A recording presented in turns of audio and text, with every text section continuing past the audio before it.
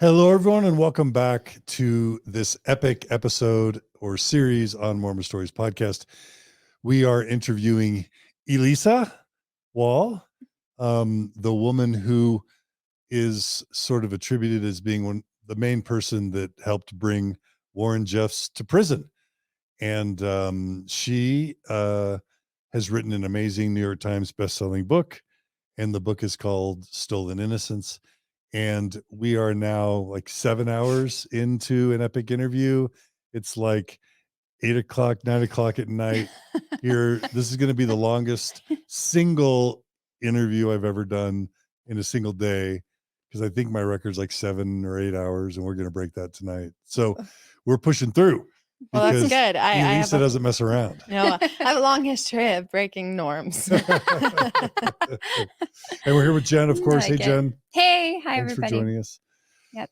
So if you haven't already listened to Elissa's first 6 or 7 hours, we covered a brief history of the FLDS church, talked about Joseph Smith and his polygamy, and when the FLDS church, or the work, broke off from the mainstream Church of Jesus Christ of Latter-day Saints.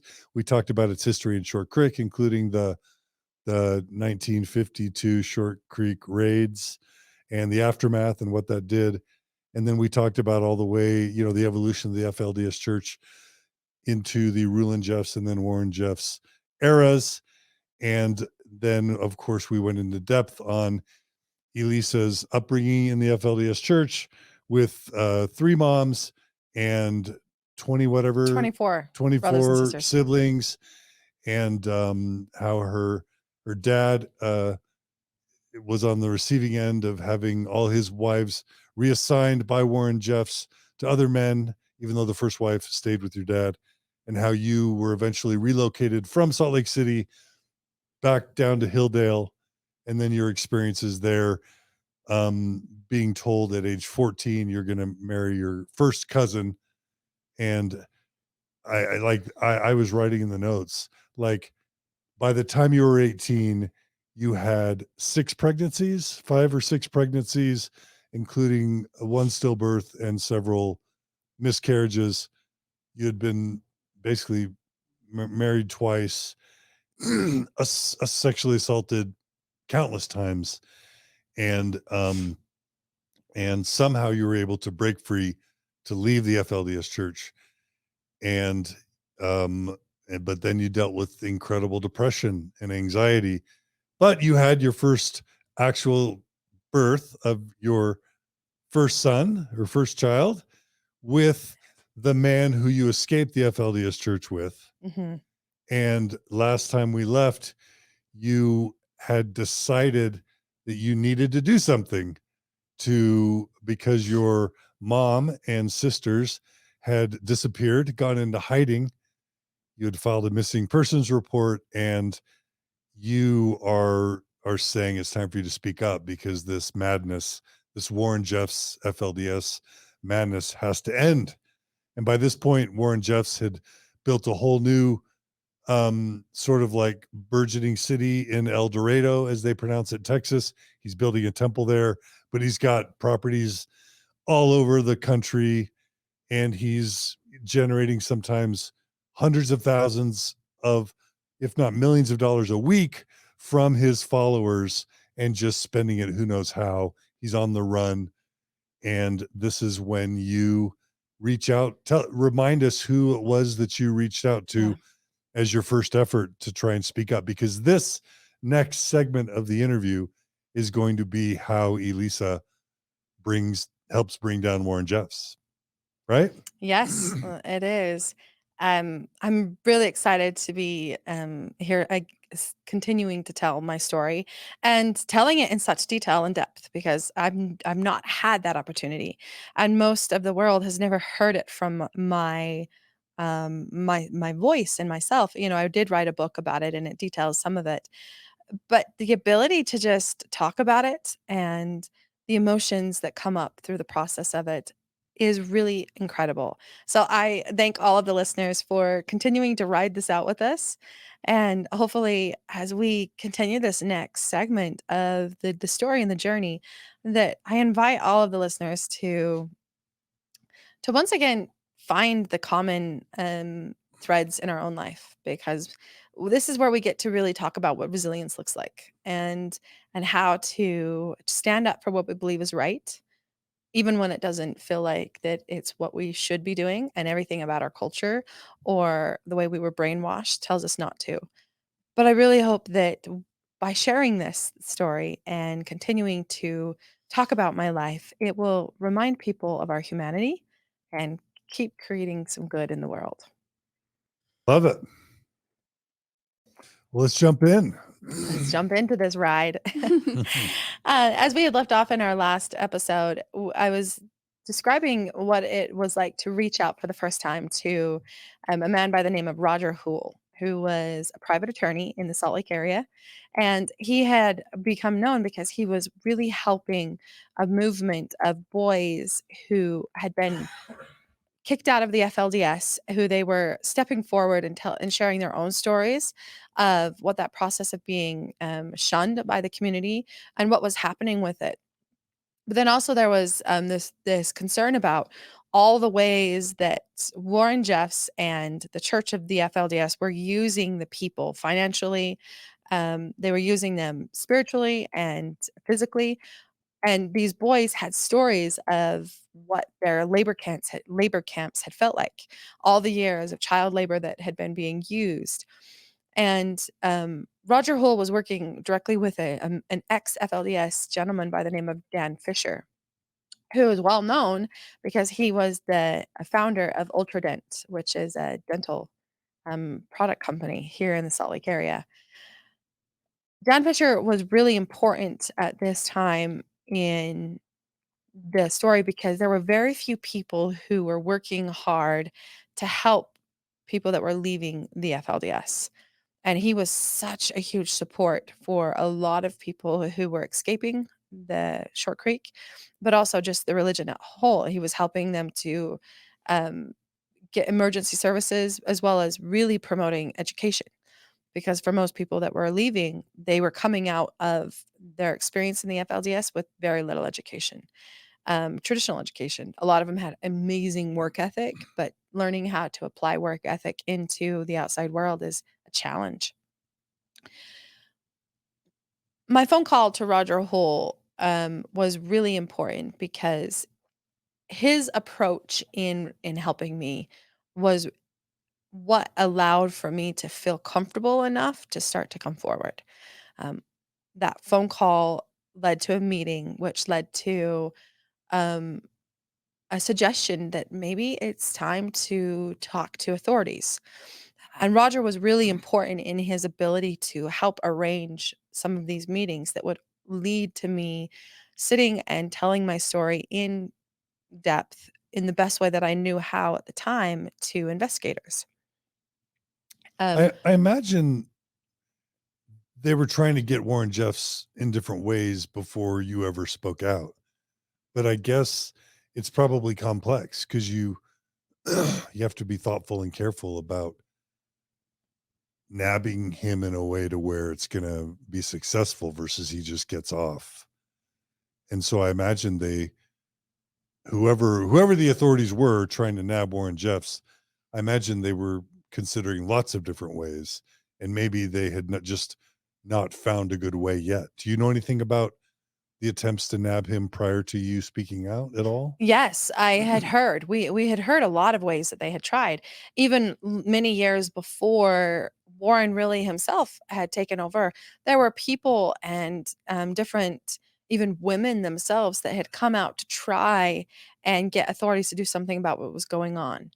And there were people that had left the FLDS that were trying to stop some of the ways that the church was physically taking property from people in their profitable their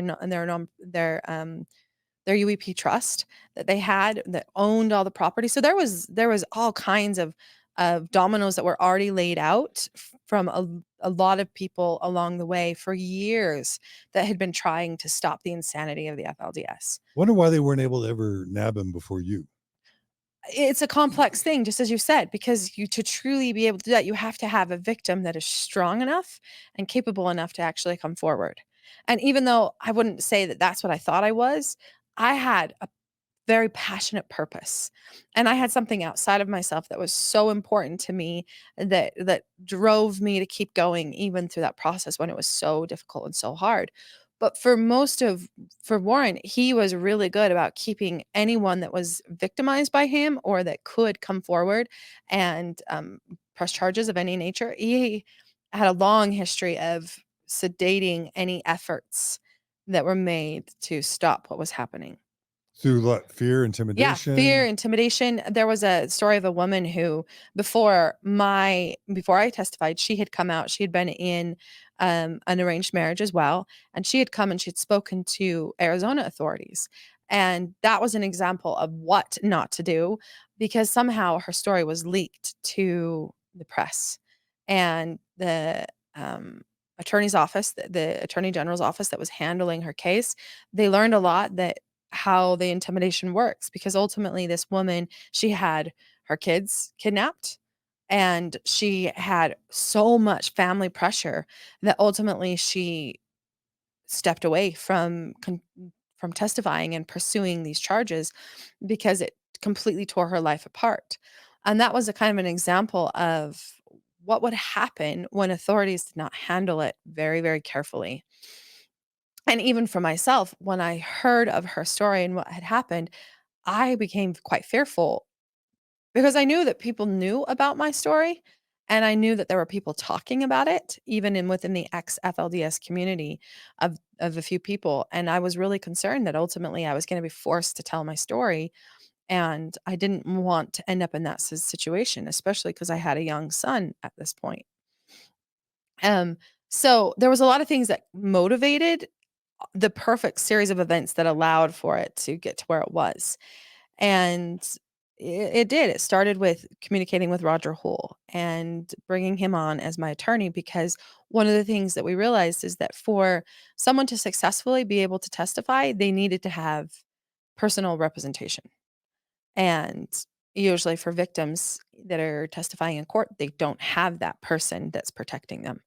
And that is where Roger Houle was such an important individual in my journey because he was there to protect me.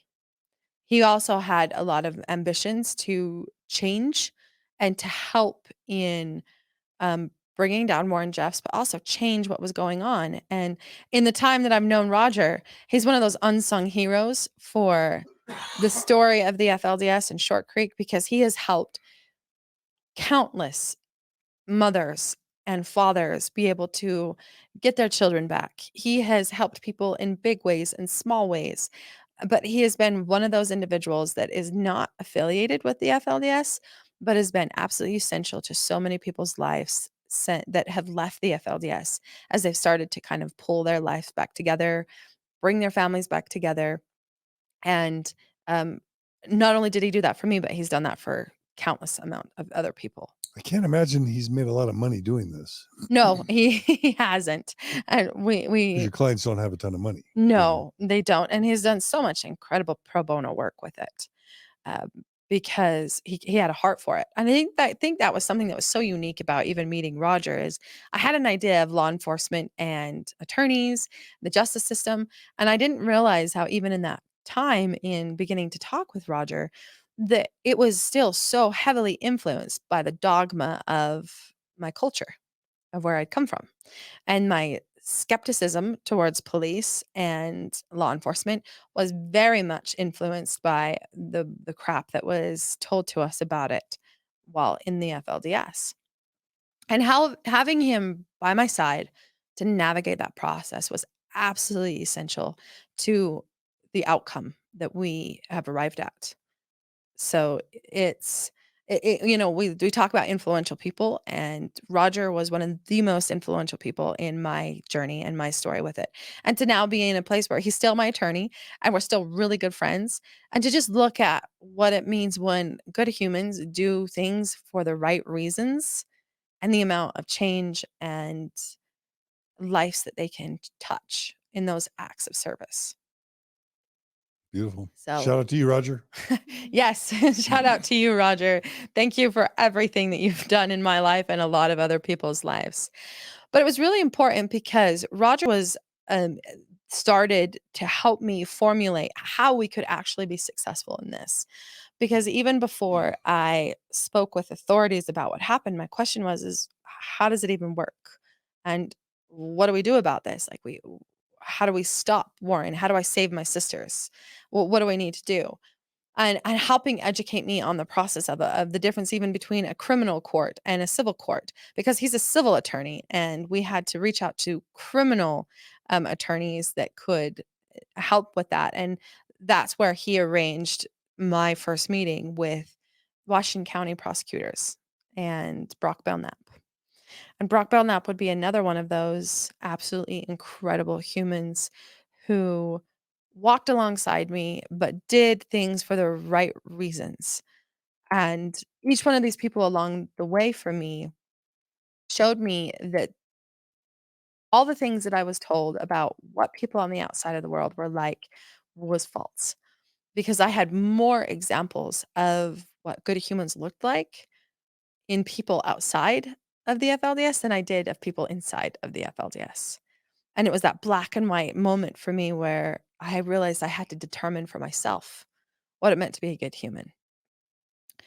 That's the theme I relate to is people on the inside who actually are monsters telling you that the people on the outside are monsters when they can actually be amazing people. I Yes. relate to that. Mhm. I think a lot of people relate to that, even in even in extreme religions, in just day-to-day life, or even in mainstream Mormonism, Just abusive just relationships, abusive right? relationships. Narcissistic Mhm. relationships. Definitely. When I very first sat down with Washington County and the team there, I remember sitting outside. We were invited to come to this restaurant, and we were just gonna meet for the first time. And I sat outside this restaurant for a long while and really considered what I was doing. Do you And remember which restaurant it was? it was an Italian restaurant in St. George, Okay. and I don't believe it's still there. I could be wrong, but sitting there and I could see them through the window, and, I had my partner at the time, the father of my child, and he was there supporting and kind of pushing me to follow through. But what was happening on the inside was I was having to face so many things. I hadn't owned my story yet. And that was the true essence of what I was afraid of, is I didn't know what I would find when I faced and told my own story. I didn't know what I would find in myself. I didn't know what I would find in the truth. And quite honestly, I still hadn't detangled it enough to realize the depth of what had happened. And I look back now on those moments, and I see how I was still operating from so much of the shame and the shadow of my past because I didn't have another way. I hadn't figured out how to even address it, let alone get healthy tools. I had never seen a therapist yet. And there was all these things that I hadn't done to start to help myself through that healing journey. But for me, the most challenging thing about that moment was to close my eyes and remember the last time I had seen my mother and the commitment that I had made to her in that moment that I would not fight the priesthood.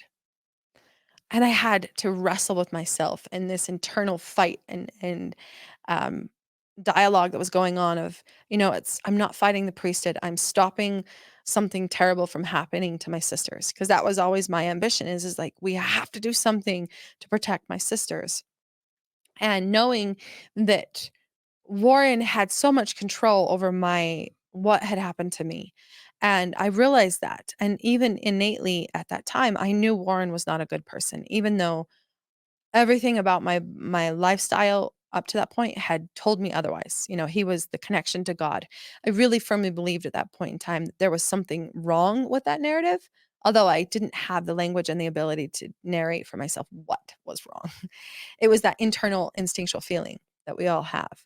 And finally, in that act of courage, because I look at my life and I see these very poignant moments where the sheer act of just bravery and courage is a little different because as courage is described, Brene Brown talks about it as courage is speaking our truth.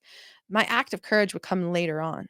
And in that moment, it was sheer absolute bravery to step out of that vehicle, walk into that restaurant, and introduce myself and begin the process of what it would mean, not knowing anything about what the future would hold. That meeting led to me later going to the Child Justice Center in the St. George area and sitting down with some specialized investigators and just sharing my story. And at the time when I'm sharing my story for the first time, I didn't know really what abuse or some of these things or how to even articulate it. But also for myself, I hadn't really addressed it in me, and there was still so much of that gaslighting that was happening. So I'm telling a glazed over version of everything that had happened, and I'm trying to just give just enough details that they'll help me do something about it. But this was the first time that someone had ever heard my story, and I remember the woman who was conducting the initial interview. She just had tears coming down her face, and she looked at me and said, "Do you realize what happened to you was wrong?"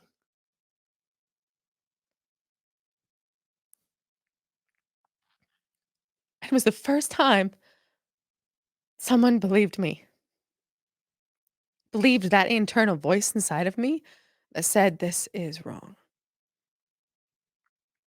And that was such an important moment in my journey to feel validated in that process of telling my story. And of course, it sent me on this storm of collapse because it opened the door for the flashbacks and the PTSD, and this team of investigators that Washington County had pulled together were so careful and compassionate in the months that would follow as they did their job so incredibly well in being able to sort out the facts and the details and ultimately pull enough of it together along with my story to press charges. And this was a really important time in history, specifically Utah history, because Utah had a long, dirty history of not prosecuting crimes that had any kind of religious entanglement.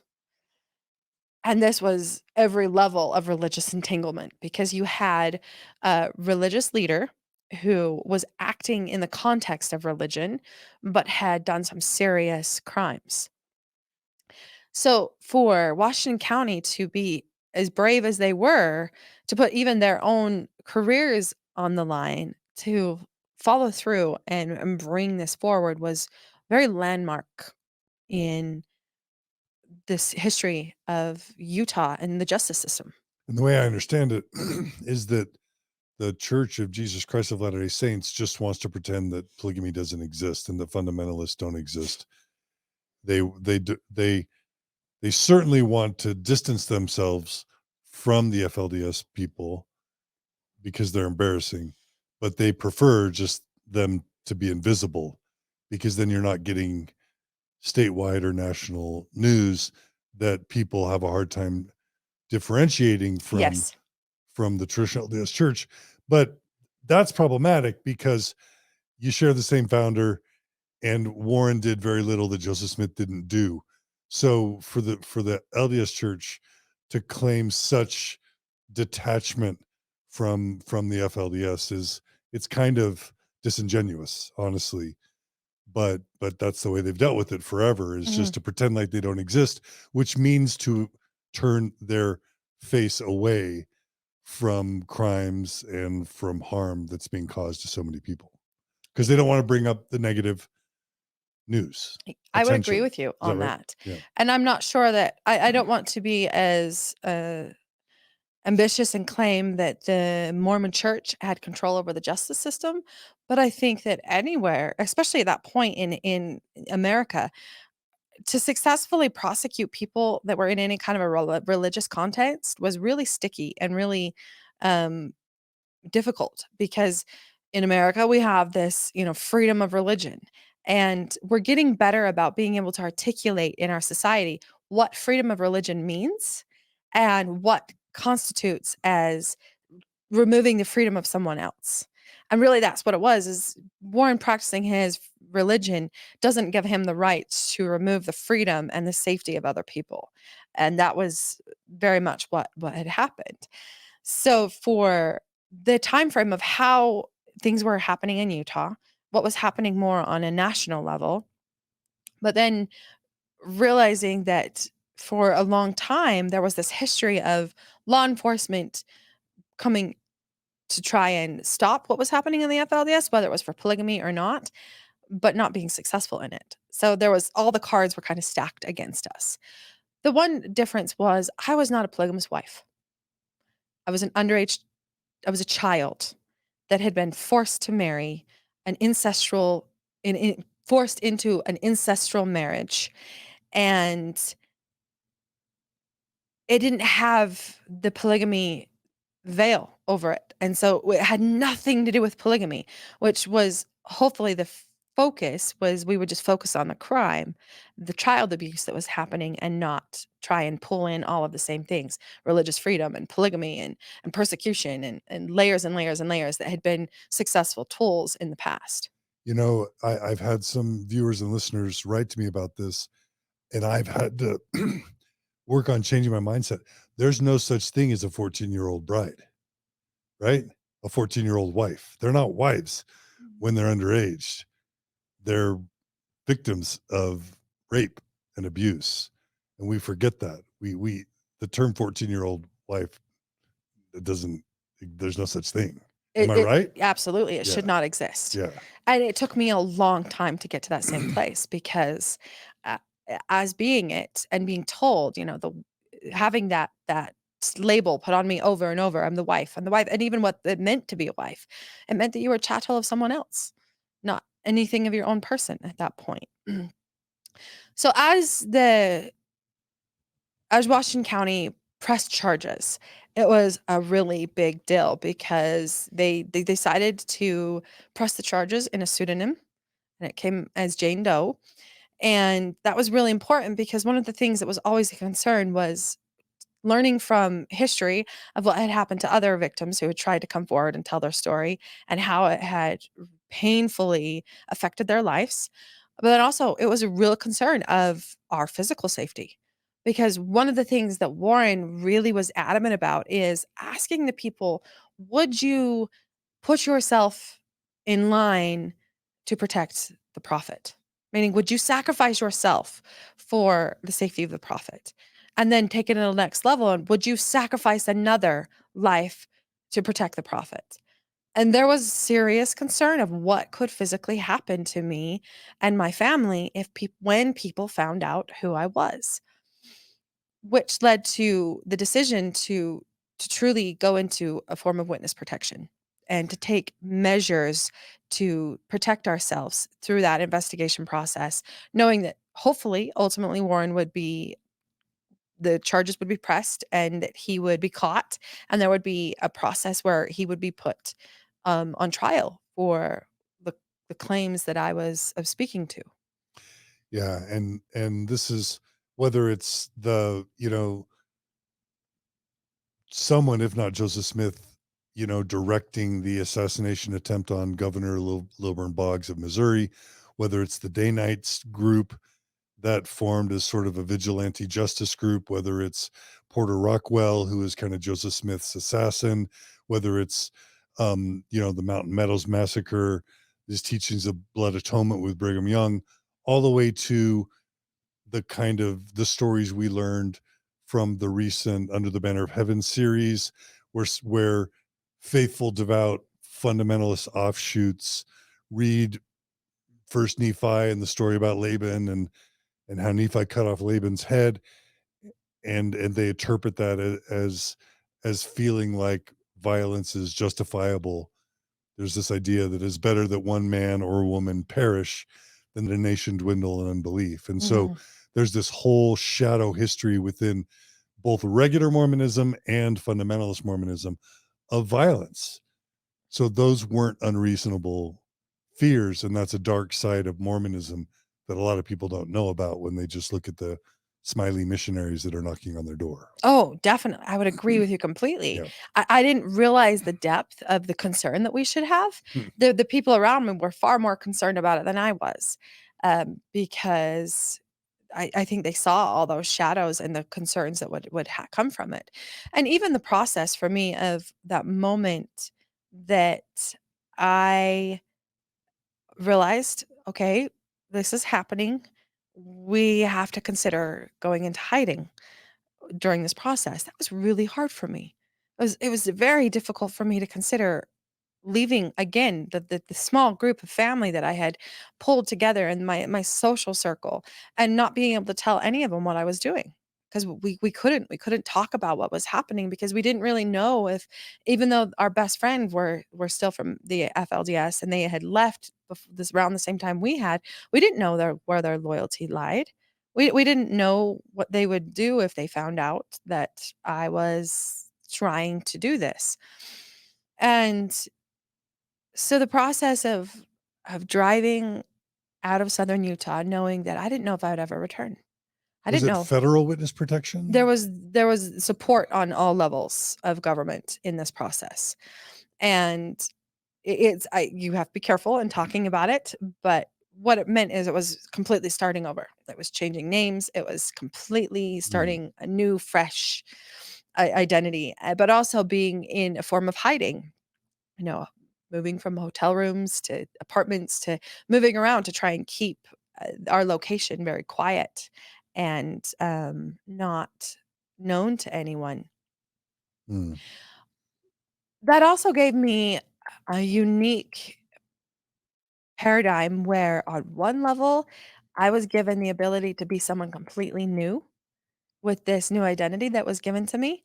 And it started to create this really interesting dynamic inside of my psyche that whenever PTSD or something would come up, I would be like, okay, that's Elisa's problem. And this new person that I was being while in witness protection, she was who I was now. And it kind of created this sense of disassociation. And I realized that that was a coping mechanism. That was a way of numbing in my journey of being able to create these two separate people. And You're able to physically disassociate, oh, basically, absolutely. And it not just psychologically, but almost physically. almost physically disassociate, and there was an essence of freedom of realizing, "Wow, I could really walk away from my past completely." Like, once this is all over and said and done, I could walk away and become someone totally new, and I remember fantasizing about it, of what it would look like to move away from Utah altogether and start over completely with my family and myself, um, and never have to look back. Could I do it? Would it be better to do it that way? And this process of disassociating psychologically and physically, it also started to create some unhealthy aspects because instead of dealing with some of the stuff as they would come up, it was just shoving it off to, that's Elisa's problem. That's her problem. It's avoidance. I avoidance, Yeah. definitely. And when I talk about resilience now, I often am seen as, wow, you've been so resilient to your experience. And one of the things that I want listeners to be able to take from this is resilience is a journey. And sometimes it's dirty and it's messy and it doesn't feel like resilience at all. It actually shows up as numbing and disassociation. It shows up as panic attacks and all the layers that come with it in that process, and I was that was an experience of it for me. Mm, but through this process, we had a lot of support, even though I got married in witness protection. I started out with, my 2nd child, through this investigation process and the witness protection that would happen from it, and my life was very closed. I had people that knew where we were and a few people that communicated with us and worked really hard to help us through that process, but I didn't have contact with a lot of other people, and that was really hard because I also started to feel very much alone because it was difficult to be working with a group of people that they were compassionate and they were trying to help the process, but they still had no reference to be able to say, "Okay, we get you." And the empathy was there. I just didn't know how to assimilate the empathy that was being shown to me.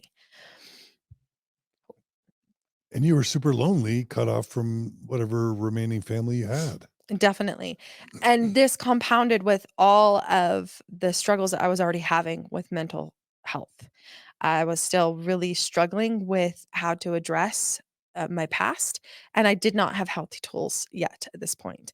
Even though I did start to go into therapy and begin to kind of unwind and untangle some of that, that's a long, difficult process. But more so to constantly be in a position to where I'm talking about my past and I'm talking about it in a context where people have, a magnifying glass, and they're trying to pull out every tiny little detail and, back it up, and it started this dynamic where I started to get kind of afraid to talk about it because I didn't know what can of worms it was gonna open up, and I knew what I had already said, and I knew what they were focusing on in their investigation and what they were using to, back up their charges that they had pressed. But also after it was, publicly announced that Warren was, being charged and there was an active warrant out for his arrest, it took a couple of months, but ultimately he was put on America's Most Wanted list.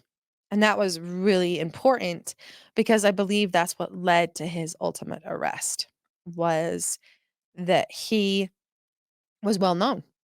And when you look at the story of how he was, arrested, and we can kinda go into that a little bit, but also at the same time, I had made the decision to file in civil court as well, because there was the clear understanding that we didn't know how successful it was going to be in the criminal court.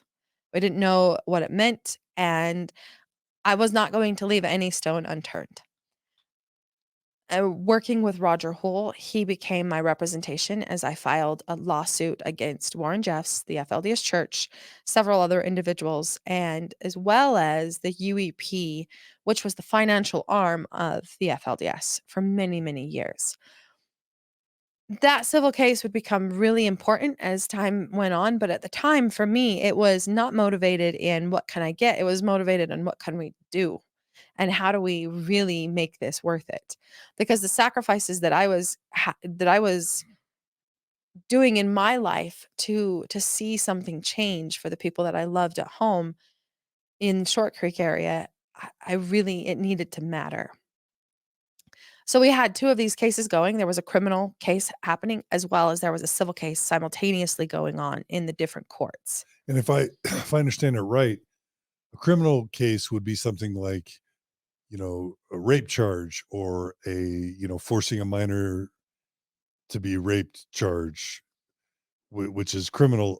A civil case is like suing for damages for harm caused. And if I'm remembering the O.J. Simpson verdict, the criminal case failed, but the civil case actually won out. So there's a scenario where your criminal case can be invalidated, but you can still collect damages, and Mhm. in that way get at least some sort of guilty verdict, even if one of the two cases fails. And is that what you mean by leaving no stone unturned? Yeah, absolutely. Okay. That's what that was the approach. That was the hope, is that if one failed, then maybe we can create some difference with the other. Yeah. And it was also realizing that we needed to start this process of at least validating the stories that were being told. Because I was just one of many stories of women that were coming out and talking about what had happened to them and the abuses that were going on, and men and women that were um trying to use their experiences to reach in and make some change. So for me, that was the whole goal, was whatever it took to create some change and to validate these stories that had been being told for years.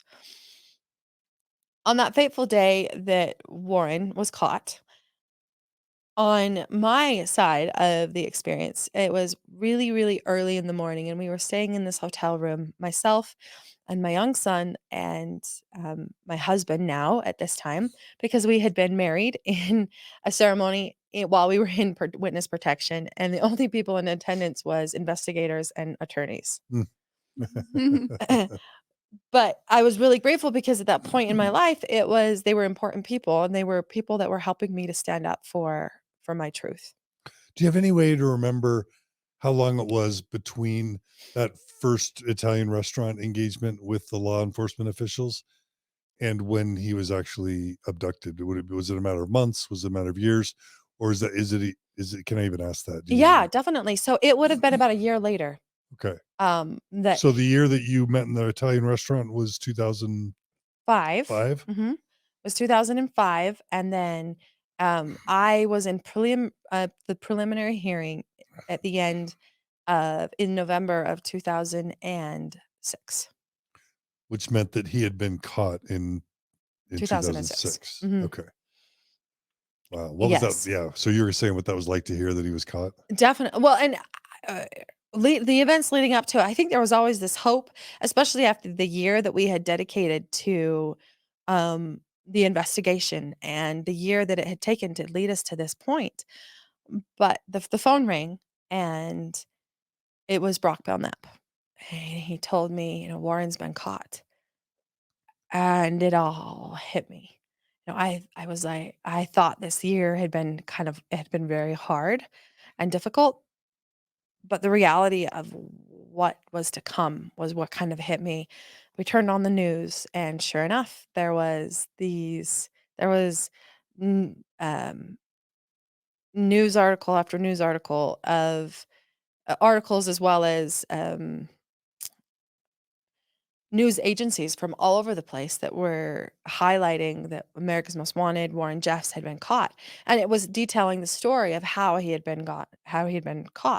Warren had been on the run, and he had unlimited amount of cash at his disposal. And we would later find out that he was kind of on the lam, just going and enjoying his life. He would tell the people that he was going out to experience the wickedness of the world, but he was going to Disneyland. And Was he going to strip clubs and stuff? yeah, strip clubs. He was going to Mardi Gras and engaging in all these worldly things as dressed as just a Gentile. But the way he was framing that to all the people is he was going there to witness the wickedness and to witness how horrible the world had become so that he could relay that to the Lord. Because the Lord can't see it. Yeah, He needs exactly. Warren to kind of. And it would expedite the destruction of the world if Warren could witness it. But in that process, then he was traveling a lot, and he had a lot of different compounds all over, um, the Dakotas. He had compounds all throughout Colorado, a lot of places that we still haven't been able to figure out where these were, but he had unlimited resources, unlimited people that were willing to shelter and protect him. And so the fact that he was caught was just this fascinating, miraculous event because they were driving from Las Vegas. And you hear the story of the police officer and the reasons why he had pulled over the vehicle. And ultimately, after pulling over the vehicle and seeing how, the police officer used all of his training to assess that something wasn't quite right, and ultimately was able to get the passengers in the vehicle out of the vehicle and start questioning them separately as to who they were, where they were going, and getting a lot of convoluted details and ideas. And Warren, when he had been asked to show identification, had offered a receipt for an eyeglasses. I believe it was eyeglasses that he had gone to where it had just said he was someone different than, but he didn't actually give any identification. And through that traffic stop, the police officer was able to realize that this was Warren Jeffs. Were they speeding? I can't remember if they were speeding or if it was just swerving. Something had triggered the alert of the police officer. I'd have to go back and see what had created the initial. So it was a routine traffic It stop. was a routine traffic And stop. Warren Jeffs gives the guy a receipt as his form of identification. That's not sketchy. No, it's not sketchy, but ultimately, after searching the vehicle, they found wigs, they found, uh, tons of cash on hand in the vehicle, and all of that was confiscated, and Warren was arrested. And what state was that? He was arrested in Nevada. Okay. and then extradited to Utah for his crime, Mm. for what he was being accused of here in Utah. But that moment for me, from what I was experiencing, was huge because there was a part of me that was realizing this was gonna happen and, "Oh my goodness, what did I get myself into?" But then realizing, "Okay, we've got him. We've at least stopped him from being in hiding." What we would later find out is this was such a pivotal, important moment because for the women and children that were on the compound in Texas, Warren was returning back to the Texas compound because he was going to initiate a whole series of new ordinances. And this is was going to be more detailed um, on what we would later all find out was he was already doing to women and young girls on the compound when it came to sex abuse and ritualistic sex abuse that was happening. And I wouldn't find out until years later, but Warren getting caught at that pivotal moment that he did truly did. It changed the trajectories of thousands of people's life within the FLDS. Were these the heavenly were they called heavenly sessions? Is They that what were they're called heavenly sessions. and that's where he would abuse that's where we have recordings and I don't want to jump ahead, but we have recordings of him abusing children in a bed in the temple with other people standing around, right? Yes. Mhm. And so you're saying he was going to go back and start doing that to a large degree, Yes. and when he got stopped, prevented him from being able to sort of wreak a lot more havoc than he had up to that point.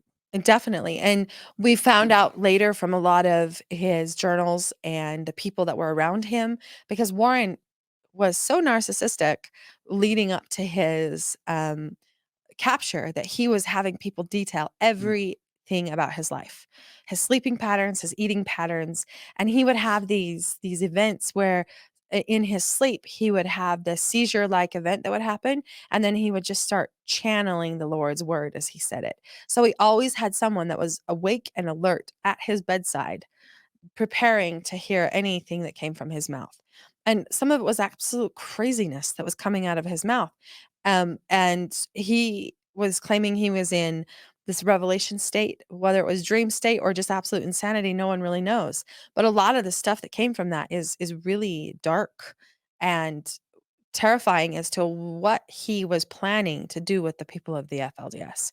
And it was not good for them, for the people in Short Creek as well as the people in Texas. Is And one this of the covered in a documentary that you mentioned during the break? There's a in addition to Keep Sweet, yes, there's another documentary that you mentioned. there is. It's one that recently came out this year too. It's called Preaching Evil. Okay. And it details a lot more of the from the women's perspective of what that experience was like living in the clutches of Warren and being a part of some of that abuse that was happening on the Texas compound. But even for the people of Short Creek, it had kind of become known leading up to Warren's capture that the Lord had abandoned Short Creek and that everybody that had been left at Short Creek, they were not considered worthy. And the only way they were going to be considered worthy is they had to keep giving. And Warren drained the people of the Short Creek area, drained them financially, emotionally, spiritually, and just absolutely took advantage of them as he was building these other compounds and he was living extravagant lifestyles. So the people that were still in the Short Creek area, they were living under this shadow of shame because they were not chosen ones and that they just had to keep giving more and they had to be more fervent and the lifestyles of the people that were living in Short Creek and the lifestyles of the people that were living in um, the compound in Colorado or in Texas, they all had different things that were happening, and Warren was just sitting there pulling the strings like a puppet master. I don't think Warren thought he was gonna be caught. I don't think anyone thought he was gonna be caught, really. And when he was, it began this incredible journey, for myself, but also for the story of the FLDS because having him caught was the first step in showing the people of the FLDS that they were not even the prophet was above the law, And that was a really important next stop in creating change within the FLDS and people from the FLDS was that no one is above the law and religious freedom or not, being able to stand in that courtroom later and testify and have the justice system do its work was really important in being able to help other people come forward. And it was this catalyst that started the domino effect. I tell people, I didn't take down Warren Jeffs by myself. There was an entire line of people before me and an entire line of people. I just happened to be that one domino that needed to tip the scales to start that domino effect of change and shift, and that gave us the ability to be where we are today. After Warren was caught, then there was a preliminary hearing. The Utah justice system has its process, and that was initiated. And in that preliminary hearing, it gave the court an opportunity to hear my story and to hear the validity of the charges that Washington County was pressing.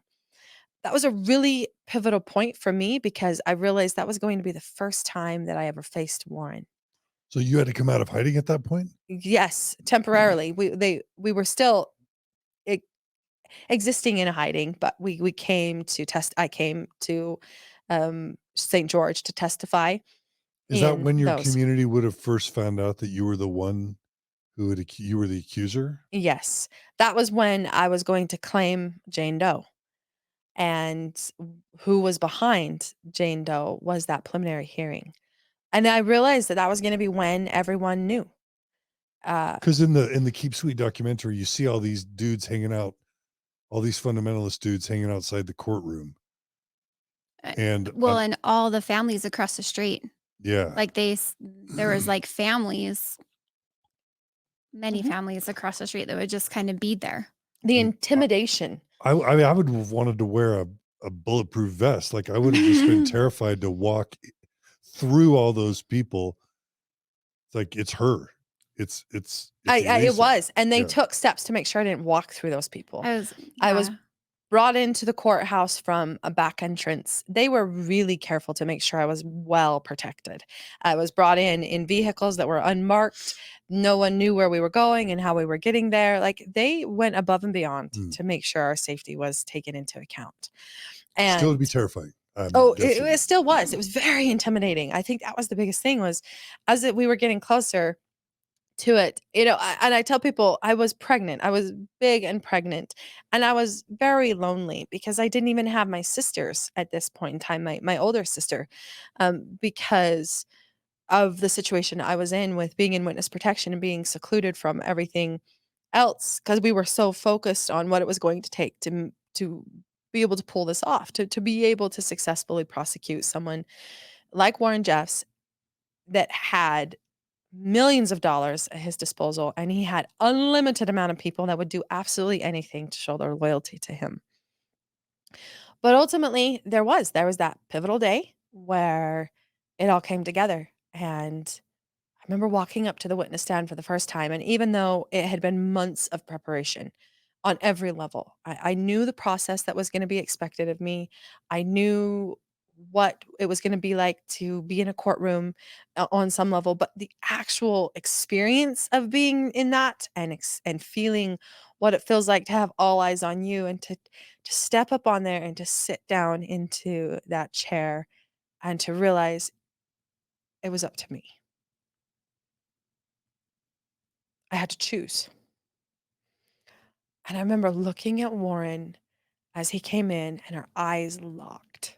And old versions of Elisa would have shriveled under his gaze. And this moment of facing Warren Jeffs for the first time as the free woman that I was so important because I looked him in the eye and I would not break my gaze. Whereas I'm sure he was accustomed to women lowering their gaze and diminishing themselves under such a gaze as he was giving me, but he just glared at me and I held that gaze And inside of me was this fight for me, the first time. Because even leading up to this moment, it wasn't a fight for Elissa, it was a fight for my family. It was a fight for my sisters. I was doing this for other people because I didn't yet know that in is parts of it I was also doing it for me. But that was the way that I was able to tell my brain that it was okay to tell my truth because it wasn't about me, it was about somebody else. I was protecting and fighting for other people that I cared about. But this moment was me. It was I had to choose and I had to claim it and I had to be strong enough to face it. And it felt like an eternity locking eyes with him in this moment. And ultimately he shook his head and he looked down. And this feeling just washed over me of realization that I was free. This man no longer controlled me. Yes, it would take years of therapy and work for me to detangle myself from the mindset of the FLDS and all of the trauma that would happen. But in that moment, Warren Jeffs, the man, not the prophet, the man, no longer controlled me. And I was no longer his subject. And that was huge for me and was the first step in me claiming my own personal power in this journey and process. The preliminary hearing was difficult. It was a lot more emotional than I thought it would be for myself. And to have all eyes on me as I'm telling some of those details. And mind you, in those kind of settings, they're really, really careful of the depth of evidence that they offer. Because for the prosecutors, they had to back up everything. And it's so easy in the courtroom to be telling of an experience and to say, "This is what I felt like," and there's this immediate objection, and it's hearsay. Well, the problem with a lot of what happened within the FLDS is there's not a lot of tangible evidence to what happened.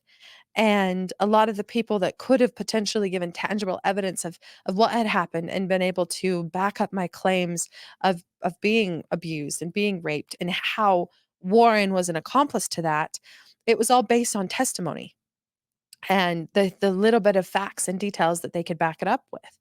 And some of that testimony was my other sisters. I had two sisters that also joined me in the ranks in Warren's trial for testifying against him of their own journey, but then also what they were witnessing and experiencing in my journey.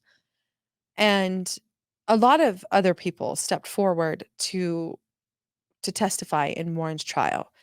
Tell me, tell me if I'm hitting.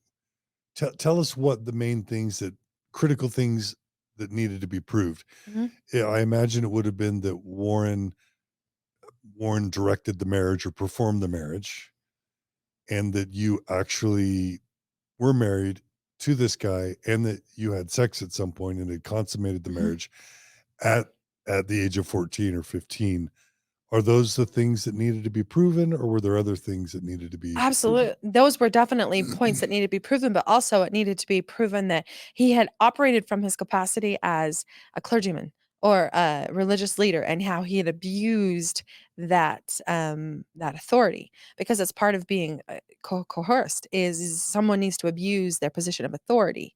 And that was a big thing that had to kind of be shown is how he was abusing his authority, not only as a religious figure, but also how he had used his authority to force me to be married in an arranged marriage that I had been adamant against, but then that he used his same authority to keep me in that abusive relationship.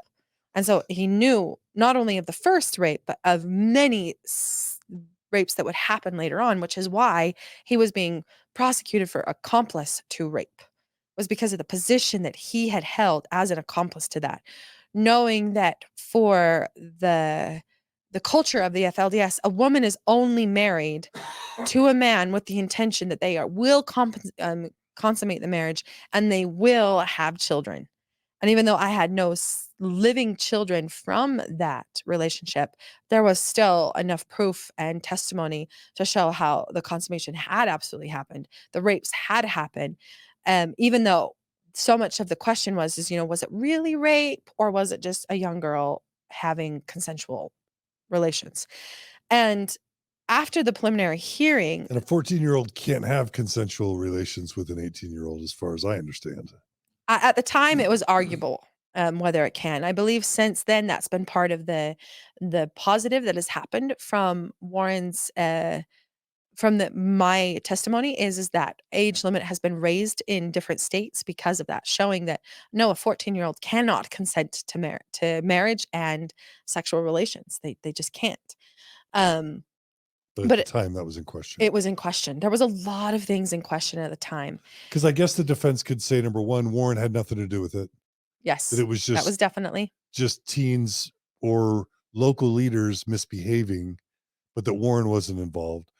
Or they could say, well, they never actually had sex, and where's the proof? Mhm. And now I'm, when I'm thinking about things like excommunication in the LDS church, the LDS church always wants to say it's a local matter. It's a local matter. And it's starting to become clear to me why a corporate church would always want the bishop or the local stake president to be the fall person. It's so there's no liability for the corporation. Definitely. And so it seems like that's what was going on in spades with you. Oh, absolutely. That was a big part of what was going on with it.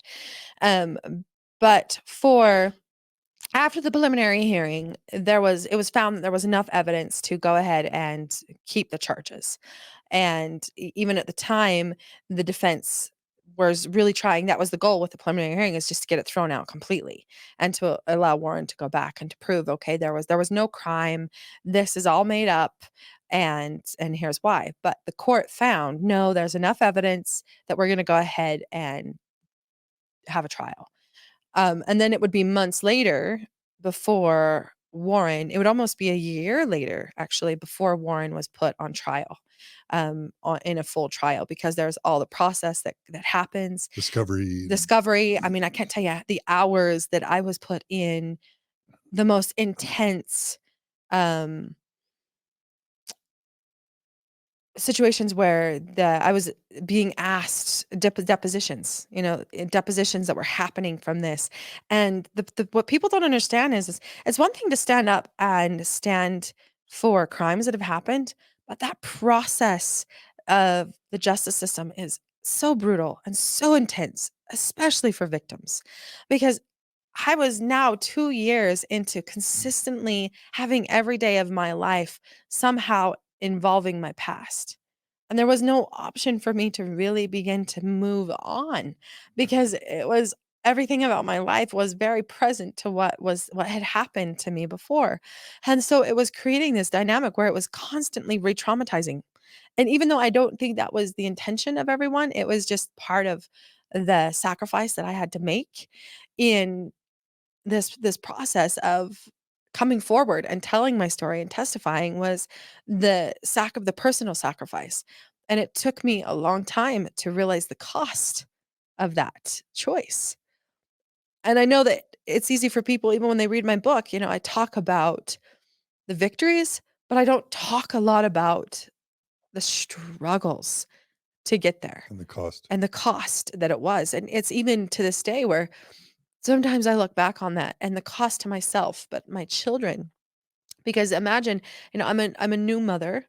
Again, I'm with my second child, and you have a young mom who is secluded from her support group, because I didn't really have a support group at this time because we were still in witness protection, and I don't know how to parent very well. I'm so overmaxed with PTSD and the struggles of what was happening for myself. But then you layer on that every single day my life was somehow involved in what was coming up. And this was Warren's trial. I knew this was coming, and preparing for this, what it would mean for me personally, what it would mean for my community, and what it would mean for the world at large.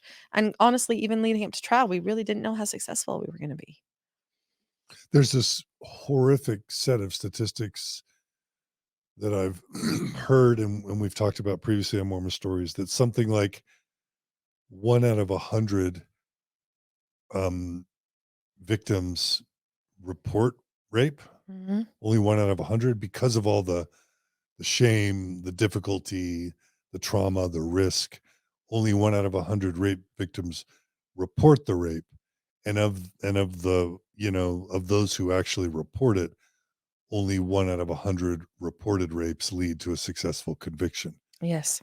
So most just never bother, because even if you do it, you go through hell, doubly go through hell, Mhm. and then you've got a 1 in 100 chance of being successful. So it led to this whole horrible statement that I remember once that said, like, rape is the best crime to commit, It is because horrible. your chance of getting caught or convicted is so low, and it's the most sad.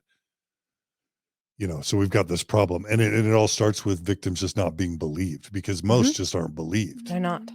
And then not having the support system to then help them in that process, because so much of rape is a testimony-based, experience. The ones that are easier to prove are the ones that have DNA involved, or they have physical evidence outside of it.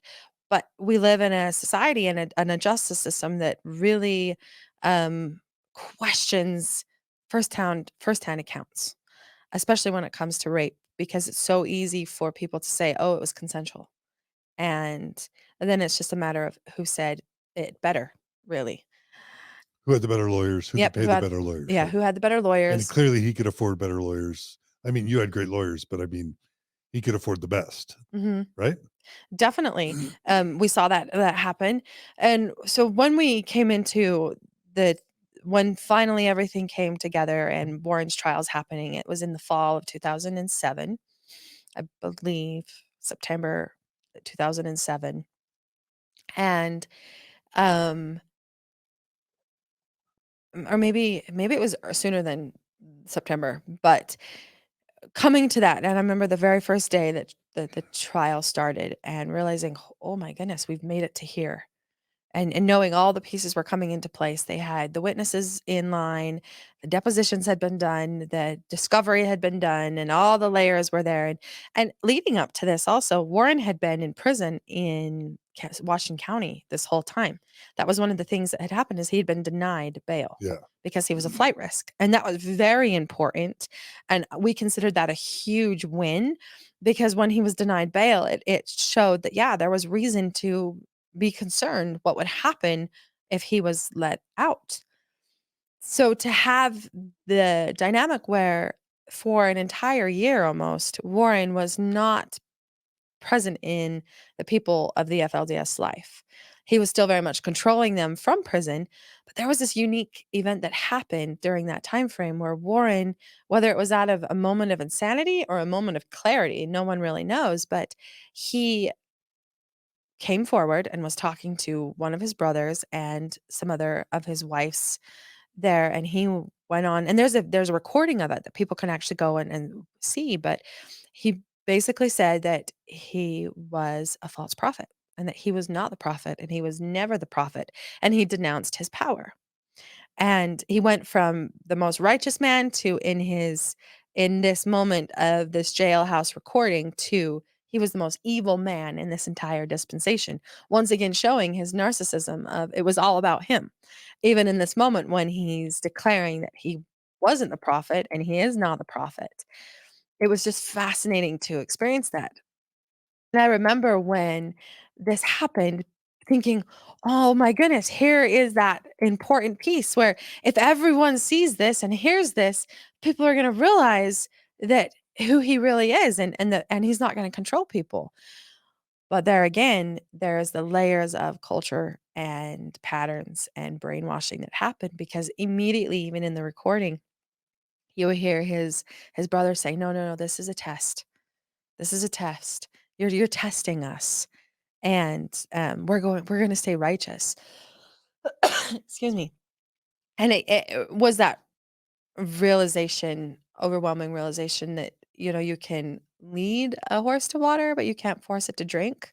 Because here is the prophet himself in these people's eyes telling them he's wrong. He's not the prophet. He's not that he was false in everything that he'd done. And people didn't believe it. For a minute, I was baffled by it. Um, but it was just showing the level of insanity that he had cultivated within his followers, that they would really follow him to the edge of the cliff. I'm thinking of a couple examples, like when Joseph Smith when he finally got incarcerated and charged with treasure digging, there's this moment where he tells his father-in-law and his dad, I was faking it the whole time. I was fooling everyone. I'll stop. I promise I'll stop. And that's in the record. His father-in-law, you know, that account is in the record. Doesn't matter. And also the fact that Joseph Smith, never found any treasure. He took people on dozens of treasure digs. Never once was there any treasure found.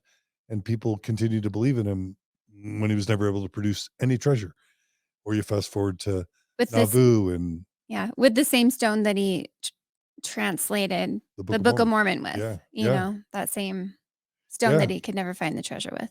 Yeah. Or that he was lying about the polygamy and that, destroyed the printing press and he ends up in jail and it doesn't matter. And he was killed and it doesn't matter. Like, belief is just religious belief is almost impenetrable for a certain group of devout followers. Doesn't matter what Interesting. happens. See, this is stuff I didn't even know. I didn't know this correlation. And I'll be blunt. I haven't done a ton of in-depth research on even Joseph Smith because after leaving it, it was like, that was all. I knew that there was correlations, but learning more about it and hearing you talk about it, there was a lot more correlations between Oh, what Warren was doing and what Joseph Smith had done years and years and years before. yeah. Yeah. It's just I'm almost discouraged because, you fight these battles to want to kind of make progress, not to bring the church down, but just to help people become awaken. And hearing how far Warren Jeffs took it, and to this day, Still people can are take still it. believing Mhm. in him and following him, including members of your own family. Mhm. It's just it just makes it profoundly sit with me how incredibly resilient religious beliefs are. They are in a negative way. That's the tough thing. When we talk about resilience as it's an important positive part of people moving beyond their circumstances, there's also a dark side to resilience and it is just that it creates an impenetrable wall of beliefs and there's no amount of logic, there's no amount of physical evidence because this video of Warren saying these things in prison, it was physical evidence. Yeah. And it was still, Yeah. it was made up. I'm coining the term toxic resilience. There Toxic we go. resilience. There you go. That's gonna be mine. I'll borrow that term from Take it. you. You can have it. It happened here, everyone. In this Yeah. moment, toxic resilience was Because people come to me all the time and go, John, what would it take? What would it take to bring the LDS church down? What if the prophet himself said said it wasn't true? We already know the answer. here it is. We literally already know the answer. You would have some people who that would be what they needed because even later realizing that for some people that recording in prison was what was needed to help them make the change in their own life. It was the last brick in the wall that said, "Okay, I don't believe in this anymore." And I'm grateful for that because even though at the time it felt like it didn't matter and it was very deflating to realize, oh goodness, we have far more work than we can even conceive. It did matter to some people. And that demographic of people that needed that evidence, it was what was important. And we're even seeing that now, even with the most recent Keep Sweet documentary, is it was the first time really that all of the pieces of the Warren saga had kind of been pulled together from different parts and pieces that even people from the FLDS who'd been out for years, that was really important for them to have that documentary because it gave them enough information to clinch that they did the right thing for themselves. Validating for them. And it's crazy at how long those invalidating voices survive after people had left the clutches of the FLDS religion. That's why Mormon Story still exists 1,650 episodes in, because Mormons, post-Mormons, questioning Mormons, they all, even as less extreme as Orthodox traditional Mormonism is from the FLDS, people still need continual validation that they've made the right decision to stop believing or to leave it. They never tire of it. Or at least they need it for years. And then a new crop needs it. And then a new crop needs it.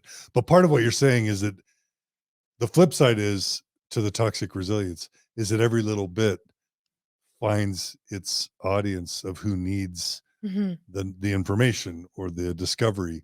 So even if you're just throwing a few starfish back in the ocean, take heart. You're helping a few starfish survive. Yes. And for me, it's interesting you use that reference because I use that all the time. Even if all we do is help 10 people, that's enough. If That's a all lot. I know, but that was how I kept going. Was it didn't matter the outcome as long as I could just help a couple of people and make a little bit of difference.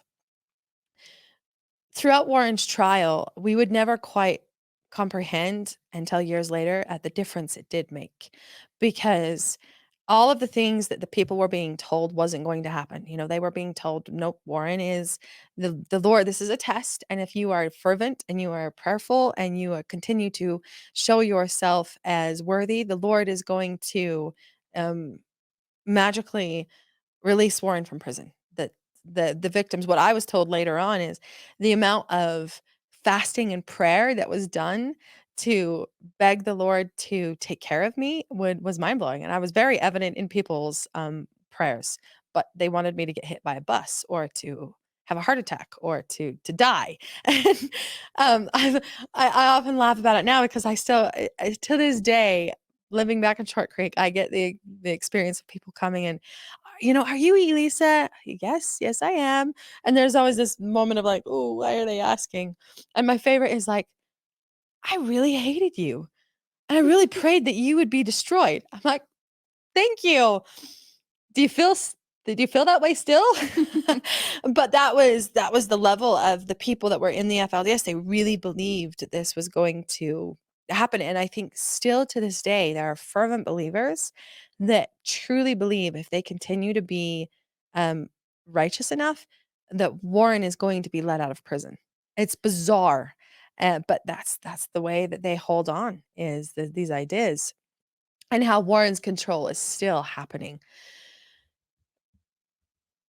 The approach that was taken in Warren's trial by the defense was this immediate attack the victims. And Mm. as I would later learn from prosecutors, that's usually not a very successful approach, but it was definitely the approach they took. So they attacked you? Oh, they attacked me. They attacked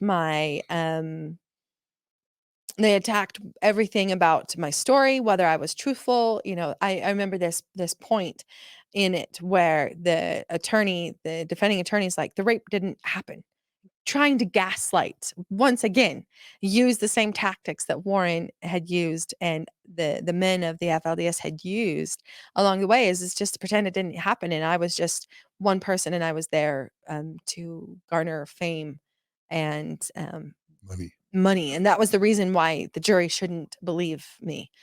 It also, when it came time, the prosecution put on their case, and they were amazing in their ability to help the witnesses that came forward. There was myself and my sisters. There was other people that came forward to collaborate and corroborate my testimony as to how Warren was an accomplice to rape. I just have to say that's another reason why victims don't want to come forward, because they know that if they go to trial, they're going to get smeared mercilessly. Oh, definitely. And that's, you have to be willing to do that Mhm. if you're You have going to have I was told that many times, you need to be willing to be smeared and dragged through the mud as all kinds of horrible things and then lose and lose. potentially. And that's exactly what happened, was we were dragged through the mud, and even though I was prepared for it, I remember in the experience of it when people would come onto the stand and they would testify in favor of Warren, and they would try and prove why a rape doesn't happen, even to the point of they brought Allen himself onto the witness stand. He testified at his own expense and fell on the sword, basically, for Warren. What do you say? And it was the most bizarre interview. Like, I remember sitting in the audience in the courtroom, and um, Allen is brought to the witness stand, and he's sitting down, but then he asks to stand. This is your first husband, your ex-husband, Yes. your abuser. Yes, my abuser. He stands through his testimony. Mm. And it was just very, very interesting the way, but hearing his side of it, whether it was truly his version or not, or whether it was one that he was just told to say, was very hard for me.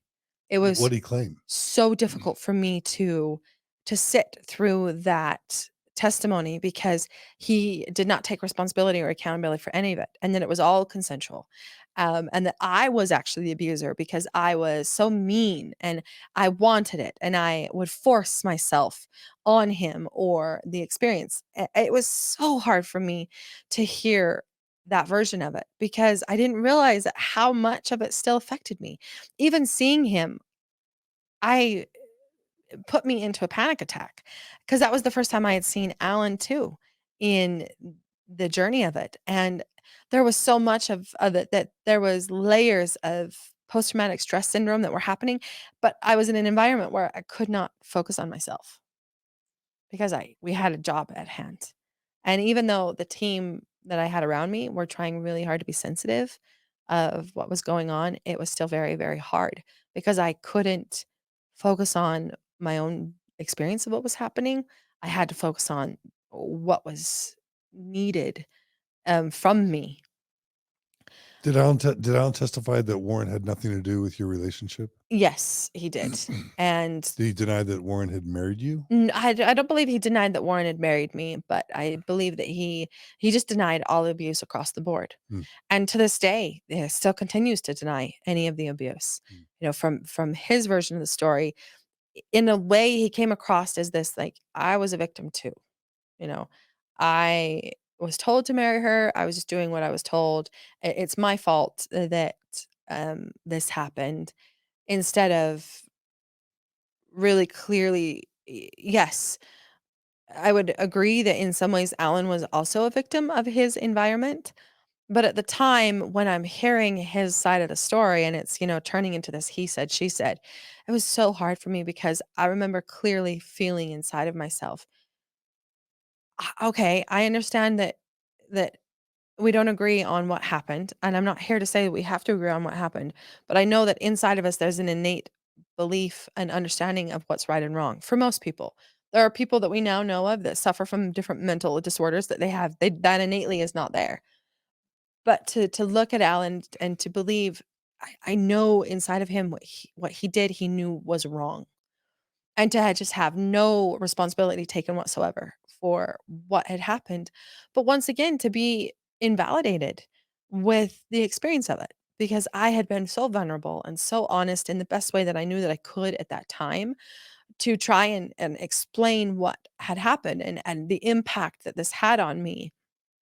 And um, to have that so viciously invalidated, I took that kind of personally.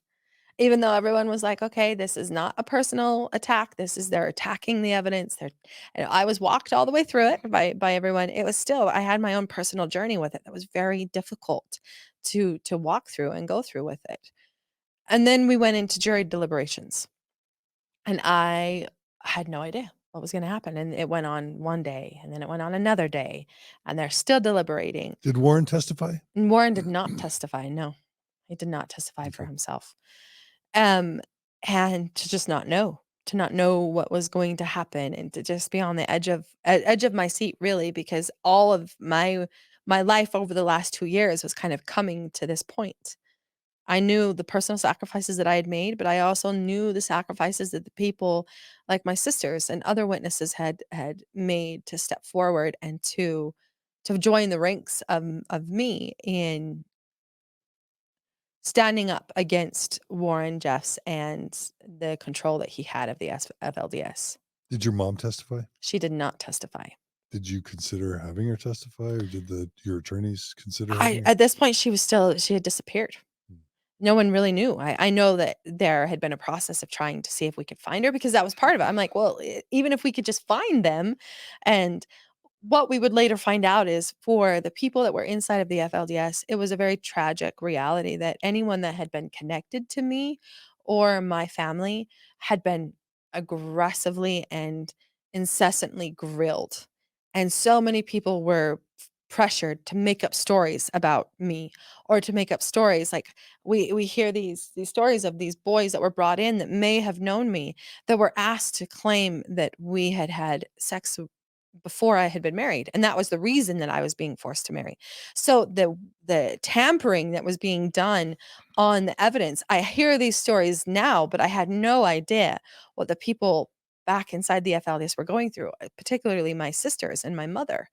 Everyone, all the way to my employer himself, who had employed me in those last days that I was inside of the FLDS, being dragged in and expected to come up with some sort of story as to how I was a horrible person and I was lying about all of it. Ultimately, that's not the people that they used. They didn't put my mother on the witness stand. They didn't bring any of my other family members, because I realized that no matter how devoted they were, my mother was unwilling to lie. And that was very frustrating, and it ultimately got her in a lot of trouble. I would later find out from my sisters is that it caused her a lot of harm, because she was unwilling to tell an untruth, because she believed in her values. And even though she had grown up in the same environment everyone else, where you just do what the prophet told you to do, that's one thing that I will always respect my mother for, is she still held true to her traditional values of being a truthful individual at all costs. And whether she knows it or not, or whoever will, that means a lot to me, that she was unwilling to go against her best self and stand up for the prophet. And I look at that and I choose to see that was her way of standing up for me. Even as small or as subtle as that was still very important to me. Wow. Yes, it was. After the jury had deliberated for quite some time, then they had a verdict. And I remember gathering into the courtroom and everyone's on edge. Everyone's waiting. The closing arguments had been masterfully presented by Brock Belknap himself in bringing into bringing all together in this grand symphony of words, and being able to show to the jury, despite everything that we've heard the defendants, the point still stands. This was someone who used coercion to force this to happen. They knew it was happening, and it was magnificent to watch that process of the justice system kind of all come together. And ultimately, the jury found him guilty on 2 counts of accomplice to rape. And for me, if I bring myself back to that Of a moment, minor, right? oh, yes, bring myself back to that moment of sitting in that chair and hearing it, the jury finds Warren Jeffs guilty, and that word hitting me like, "Wait, what? Did did we hear this?" And I had no response, but I just sat there frozen, and tears just started to come down, just because there was a part of me that was like, "What? We were I couldn't believe it, because so much had happened leading up to this, but to realize that those people on that jury had been able to sort through all of the crap and the bullshit that had been presented in that trial, and be able to, what I felt like was, listen and validate what I had said, and that not just me, but other women had said. And I felt the force of all of those voices of the voiceless women who had never, ever been validated, who had never been listened to, who had never been able to tell their story. And even my own children's grandmother, who had passed away when long before they were born, she herself had a story of trying to stand up for herself and tell her story of what was happening that was against her will and was abuse. But that moment, that guilty verdict, was that moment, not just for myself, but for so many women and voiceless people of the FLDS. As even in this act of telling the story, it's always interesting to me at different points in my life, as I take the time to sit down and reflect. There's always this very cathartic process of tears and emotion, and the realization of how much I'm still in process. I'm still becoming resilient to all of it. And it's not toxic resilience. It's actually healthy, um, messy, difficult resilience. But I feel myself as I'm talking about this, and I've talked about this trial multiple times, but to once again feel the weight of what that moment meant for me and for my overall purpose of standing up for the voiceless and hopefully making a change, because I realized in that moment that Warren was found guilty.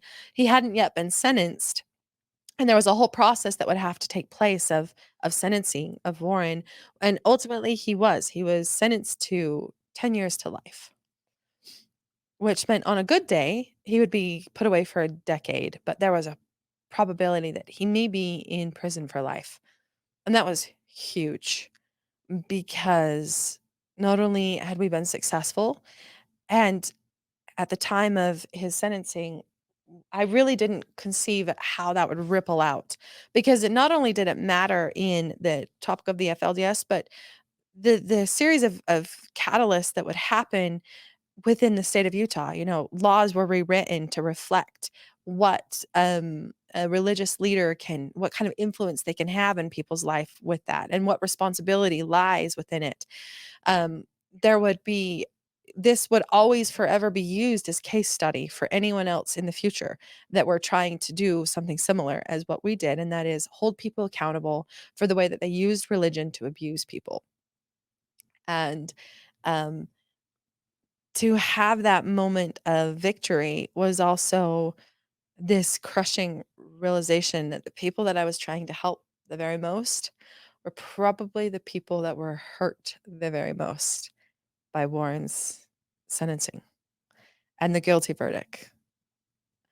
The first time that just after Warren's was found guilty, I had an opportunity to speak to the press, because throughout Warren's trial, it had become quite an international interest of people.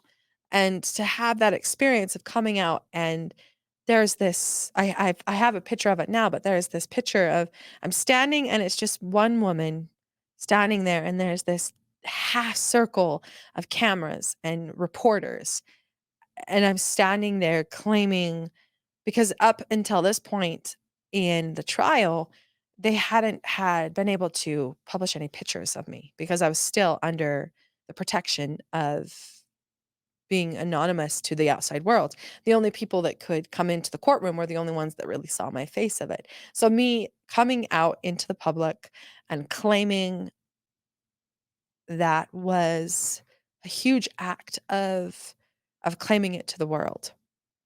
And of course, it initiated a whole crazy firestorm of all kinds of media, and ultimately ended up on Good Morning America with Diane Sawyer. And having these experiences of people, Diane herself came and sat down with me for lunch, because I was really convinced I wasn't going to go on any media. I wasn't going to talk about my story. We had done what we were going to do, and we were successful. End of story. But she really helped me to realize that someone was going to tell my story, and who did I want to tell my story? And for her, of course, she was motivated, because if they could get me to come and tell my story there, it was really important for their ratings.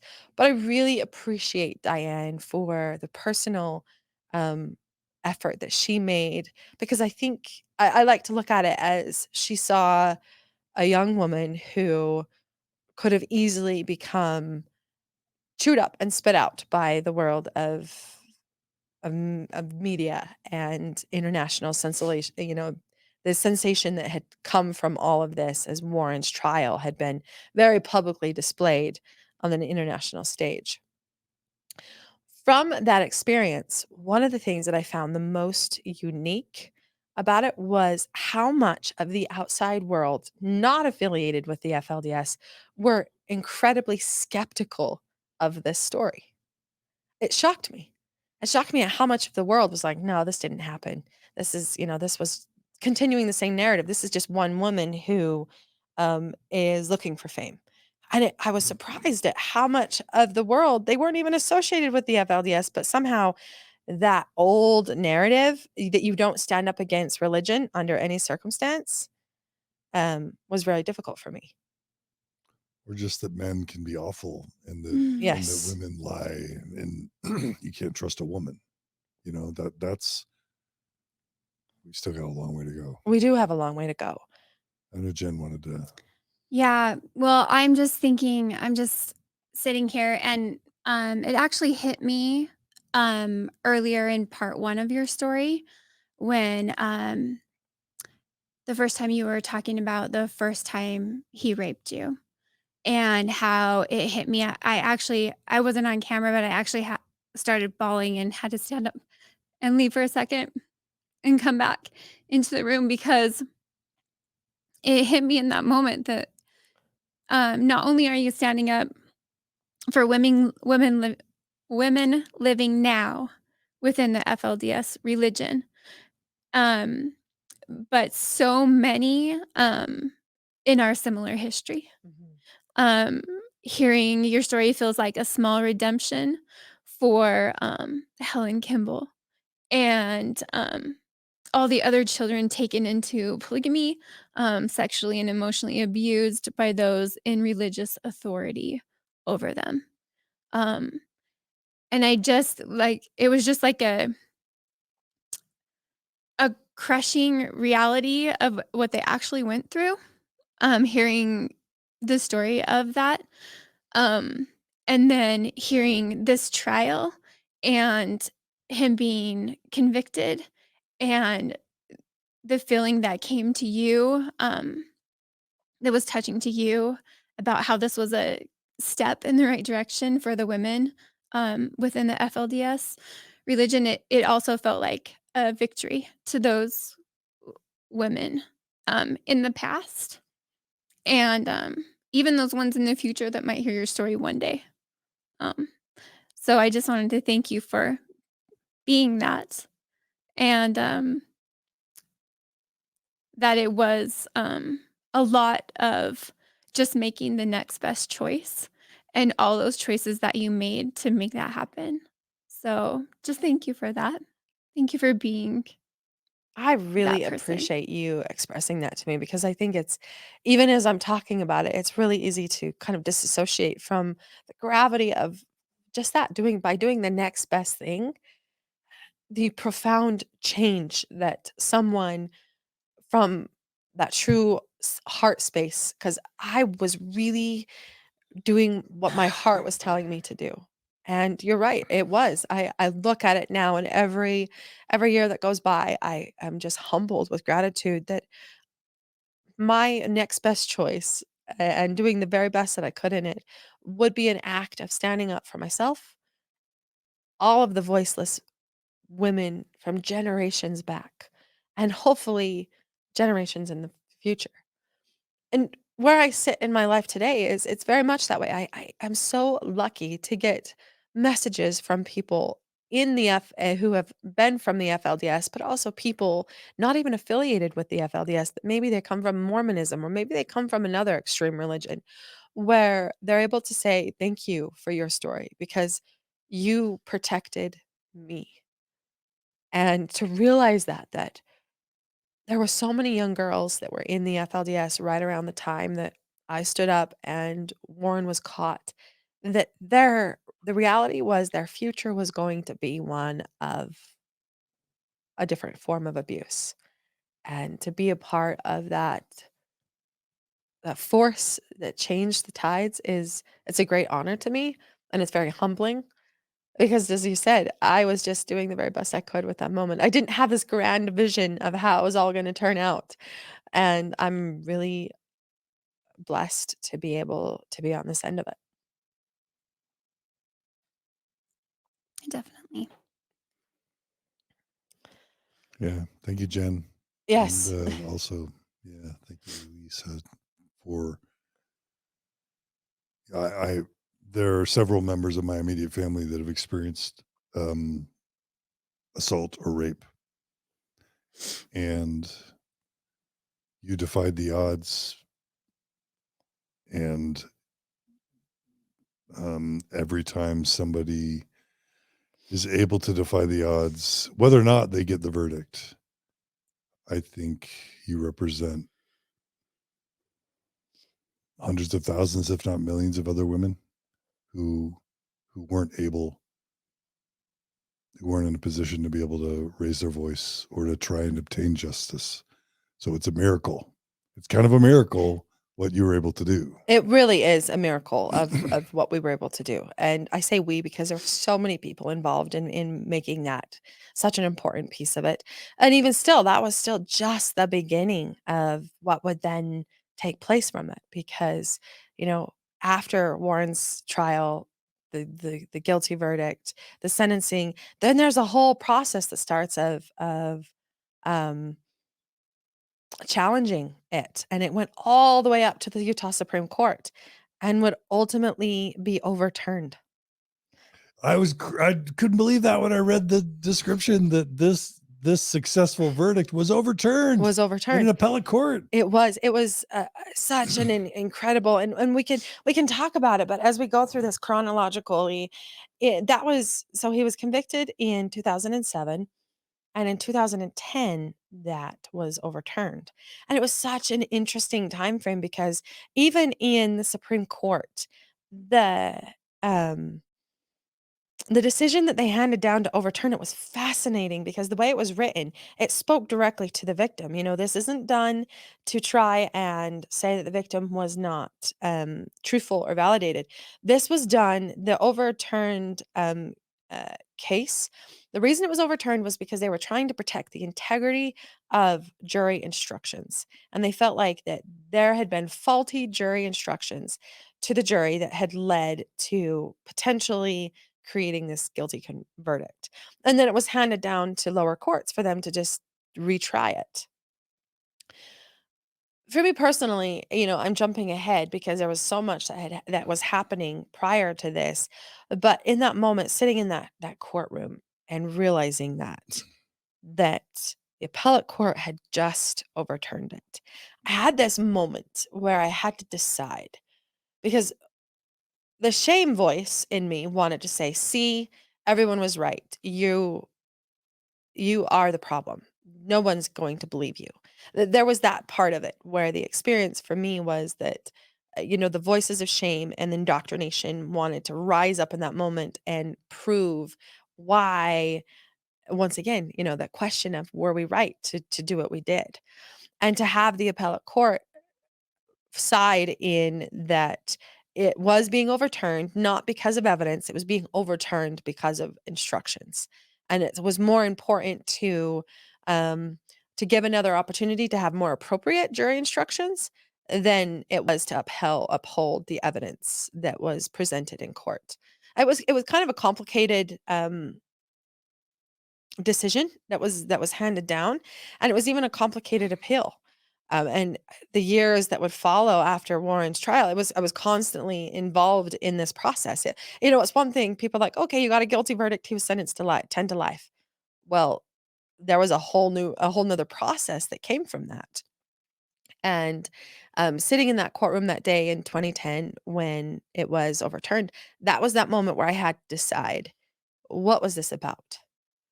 Because on one hand, there was so much progress that had happened, and on the other hand, was I willing to go through this again? Because that would have meant another trial, and I was it was really up to me. Did I have it in me to go for a retrial, or were we at that point going to do something different? But backtracking to after Warren's trial and the experience that I was having of having the question of the outside world questioning this, you know, all the things that we see, you know, it's a woman claiming this. This was prior to the Me Too movement, and so believing victims of assault was not common. It also led to this realization that I had to do more, and I still hadn't found my sisters. We still didn't know where my mother was. And for me, it was about saving my sisters, but I still hadn't been able to accomplish that. And even throughout Warren's trial, because so much of the time people ask me, what was it that gave you the strength to do that? And really, it was my why. Because I had this picture of my two younger sisters, and it was on my bedside table, and I had a copy of it also taped to the mirror. And I took them everywhere I went, even during witness protection. Everywhere I went, I had this picture. And I would look at this picture, and it was everything I needed, because this picture really showed me the joyful innocence of my sisters. And that was what I was fighting to protect. Because I remember what it felt like to have that ripped away. And I realized that there was no way, as long as I was breathing, as long as there was the option, that I was willing to let that happen to them. And so I realized pretty quickly that um, I had to do more. And I ultimately made the decision to write my book, because there was all kinds of layers as to why. I realized that we needed to keep talking about this, because even though a lot of the evidence was shown in trial, there was really not an in-depth understanding of what was happening in the larger scheme of the FLDS. And through the process, once again, miraculous process, because my process of writing my book was very different than what most people go through. I didn't go out and look for a publisher. They kind of came to me. And my book was written in a very short period of time. And I went through this process of deeply immersing myself in the story of it. When I finally signed on and I started the process of writing my manuscript for my book, I had to basically shut myself in a hotel room and remove myself from my family and completely immerse myself in it, because I couldn't do both worlds. And I look at it, and it shocks me at my ability to go back into the trauma. And at the time, I really didn't have the support that I should have had. I wasn't really in therapy very exclusively at that time.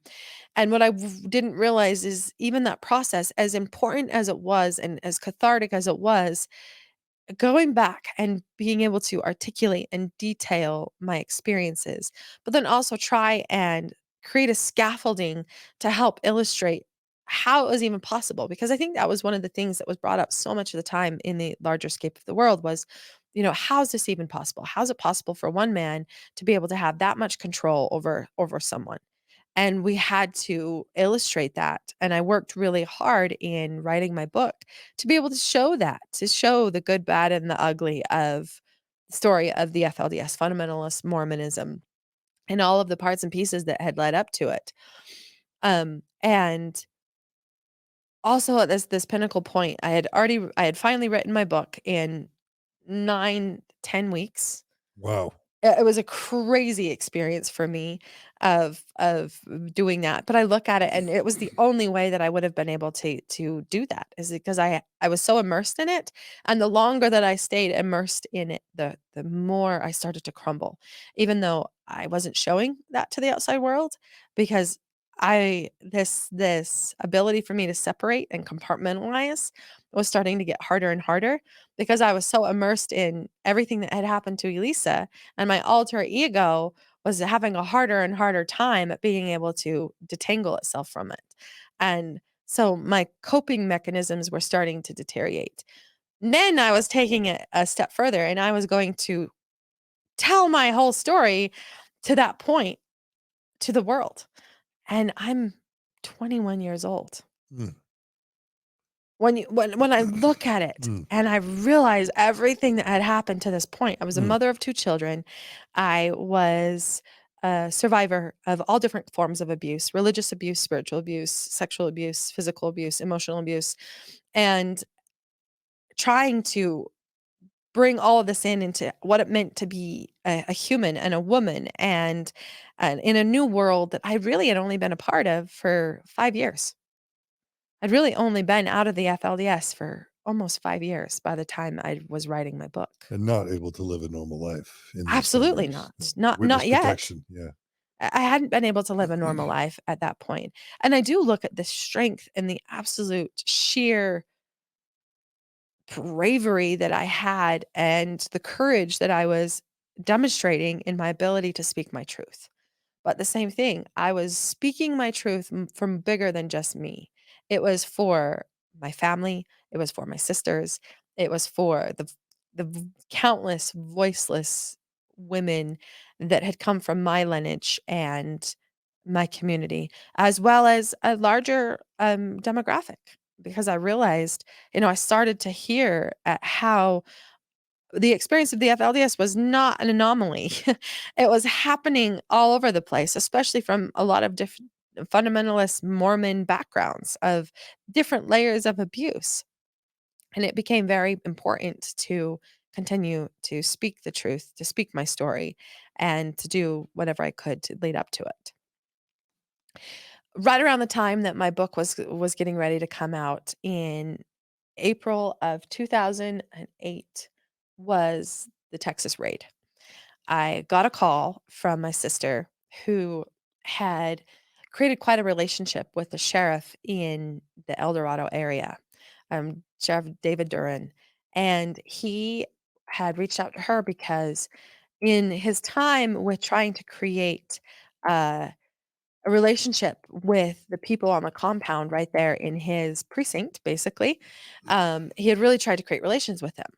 But he had reached out to her because they had recently had a call from a crisis center of a woman claiming to be on the compound and being actively abused. This was a very sticky situation because they had no idea what to really do with it. And my sister was reaching out to me because they were wondering if myself and my sister were willing to come down and kind of help them navigate this. They needed a lot of cultural reference and a lot of ideas of how to understand the language that was being talked about, because the woman who was making these calls to this crisis center was saying a lot of things that, on the surface you wouldn't necessarily identify as abuse, but for people that knew anything about the FLDS, it was definitely a point of concern. So right before the raid was in full force, then I flew down into Texas and met with authorities and started to try and give them some cultural reference. That first night that I was brought into Texas, then I was brought right onto the the scene of what they were doing, and by this point, they were in full force to the Texas raid. And what a lot of people don't realize is that the events leading up to the Texas raid, it didn't just happen that there was a crisis call, and then because the FLDS were the FLDS, then the investigation was immediately started. There was several events that were leading up to what ultimately was the judge's decision to r remove the women and children from the compound.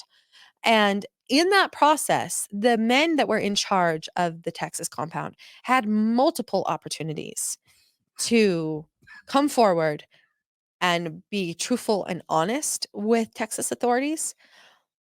And true to the example of Warren and many other leaders of the FLDS, they chose to lie.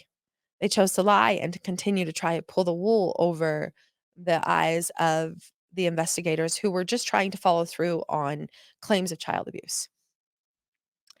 And because of the unwillingness for the leaders of the Texas compound to be forthcoming and truthful, it really led to a dynamic where, to really get to the bottom of what was happening, the judge ultimately issued all of the women and children to be taken off the compound, not having any comprehension of what that meant, because they were being told, okay, there's just a few dozen children here and there's no underage girls here.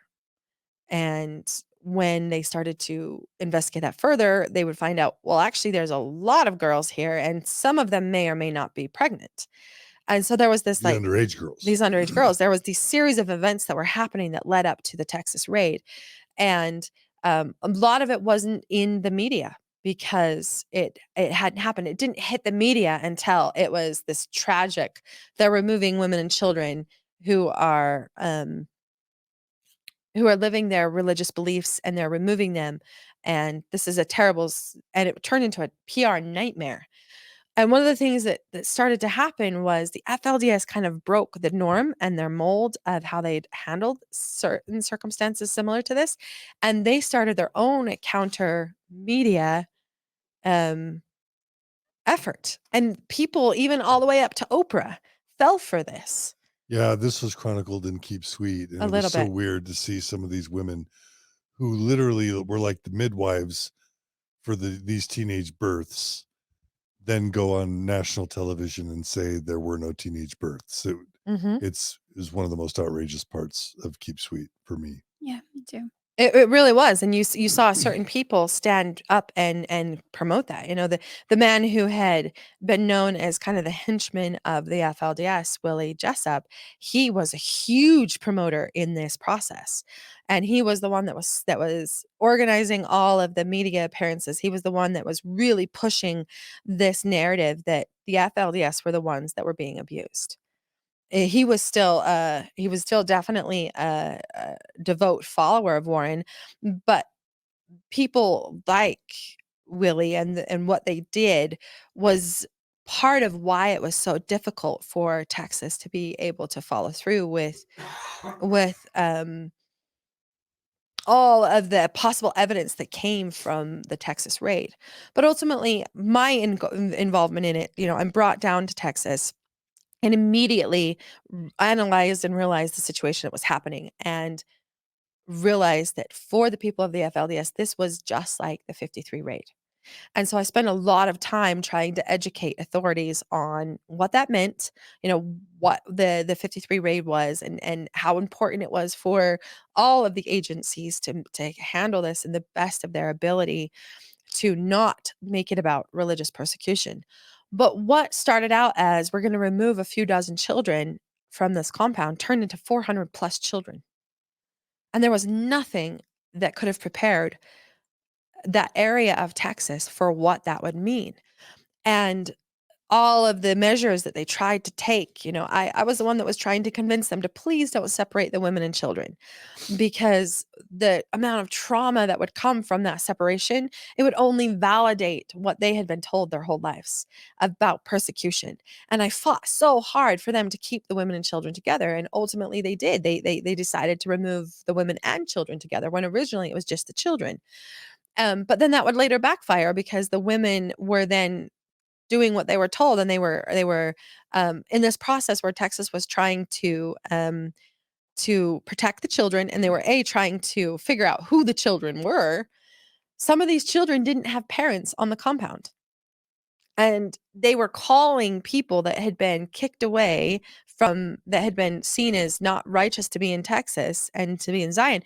The FLDS were calling them to come and claim their children. And it was this crazy series of events that was happening, and ultimately they realized that there was more damage being done to the children and the evidence that was trying to be sorted out by having the women. So then we saw this painful point where they started to remove the women from the different stadiums and stuff like that where they had tried really hard to keep them together originally. The integrity of being able to protect the children was more important. um it was this crazy experience for me because on one hand, I'm watching history repeat itself and I'm caught in this place where I I clearly understand where the people were coming from, and I can imagine what it must feel like for these women and children and what it must feel like for the people as a whole. Because the difference between the 53 raid and the raid in Texas was in the 53 raid, the men stood up and they absolutely claimed their practice of polygamy. Where in the Texas raid, the men were nowhere to be seen when it was happening. The men went into the shadows. They didn't come out and bid their families farewell. They didn't come out and claim these families because the difference was this wasn't about polygamy. And Texas authorities made that very, very clear. This was about child abuse and the concerns that they had for child abuse. And really it was motivated by trying to find this woman who had originally initiated the crisis call. Ultimately, they never found the particular woman, and there's a lot of question as to the validity of the original crisis call. But either way, whether people say that Texas should or shouldn't have been there, that was such an important thing because it uncovered the true disgusting evil and horrible things that were happening and that would have continued to happen had it not been stopped the way that it was. Because from that Texas raid, what happened for the people of the FLDS was really important in that it was seen as persecution, but what was more important is the evidence that was taken from the Texas compound and the firsthand recordings and evidence that Warren himself had people capture of the crimes that he committed against children were essential in being able to convict him not only for his own crimes, but then also convict other men from the Texas compound that had also taken other underage brides. Basically, Warren was as in like their equivalent of a celestial room with a bed in the equivalent of their celestial room of their temple. He was raping children with women around and recording it, right? Yes, that's in essence what was happening. Yeah. And if anyone takes time to hear these recordings, I don't care what walk of life you come from, it it should it should concern anyone because you hear a child's voice in these recordings as he's asking her to respond to him and his requests, and it is nauseating and disgusting. And even for me, in the moment that the raid was happening, we didn't know these details. When I was on that compound and I'm sitting in this police car and I'm watching the women and children loaded onto these buses, and I'm in this own personal conflict of, oh my goodness, I can't believe this is happening to the people that I love. And this has to happen because there's no way for us to get to the bottom of what's going on until we can sort this out. And then to later actually go into the temple and to be a part of some of the first people that went into that Texas temple. You went in. I did. I went in. I was one of the first people that went in with Texas authorities. Holy moly. And to have that experience, it was the most disconcerting, almost out of body experience because I'm walking into this building that for my entire life and childhood, I had been told would come at this very pivotal point of redeeming Zion. And I had this feeling because Warren would talk about this practice of that would happen in home economics or in different references, these practices that would be called upon women to perform in the temple of the ultimate act of submission.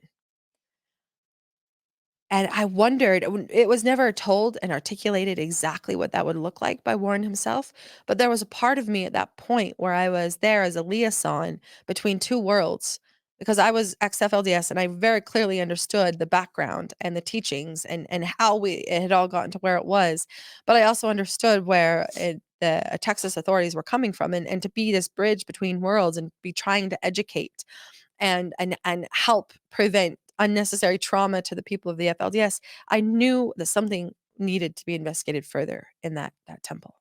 And I remember telling the Sheriff David, you really need to look for some of these things. Like I don't know exactly what it's going to look like, but somewhere in there is going to be an area where there may have been questionable things happening. I can't tell you what those will look like.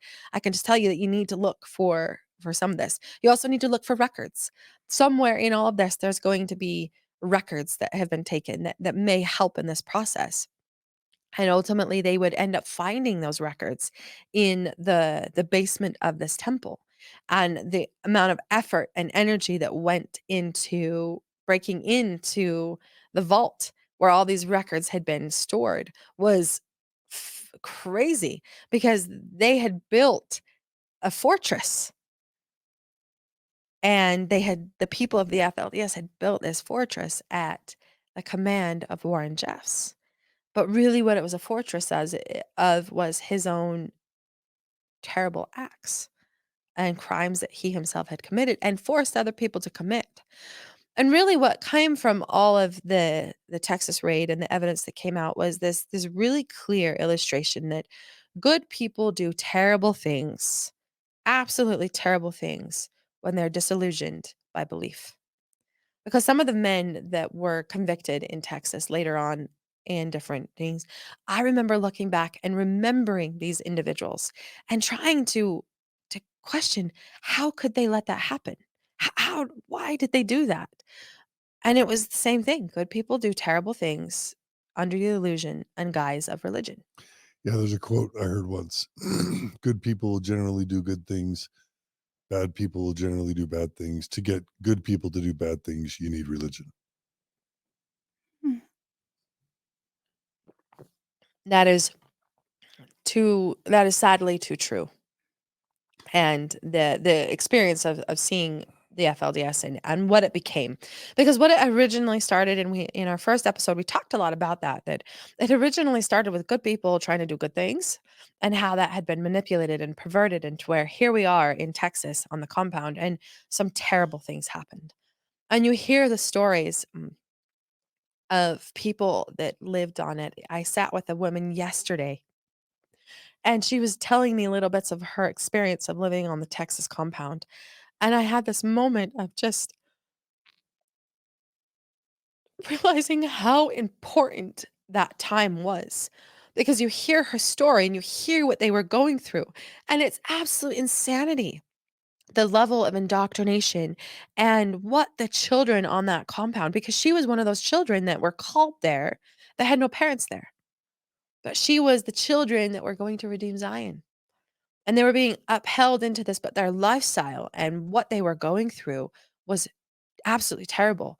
The level of, um, sleep deprivation that was happening to the children on this compound, the level of manipulation around their food and their diet, what was right one day and what was wrong one day. There was this constant, fluctuation of where the barometer of what they should and shouldn't be doing, but it was Their always hairstyle, the colors they could wear in their the dresses. colors they could wear. One day it was this and one day it was different. But really, if you look at what Warren was trying to do is he was creating a dynamic where nobody was their own person.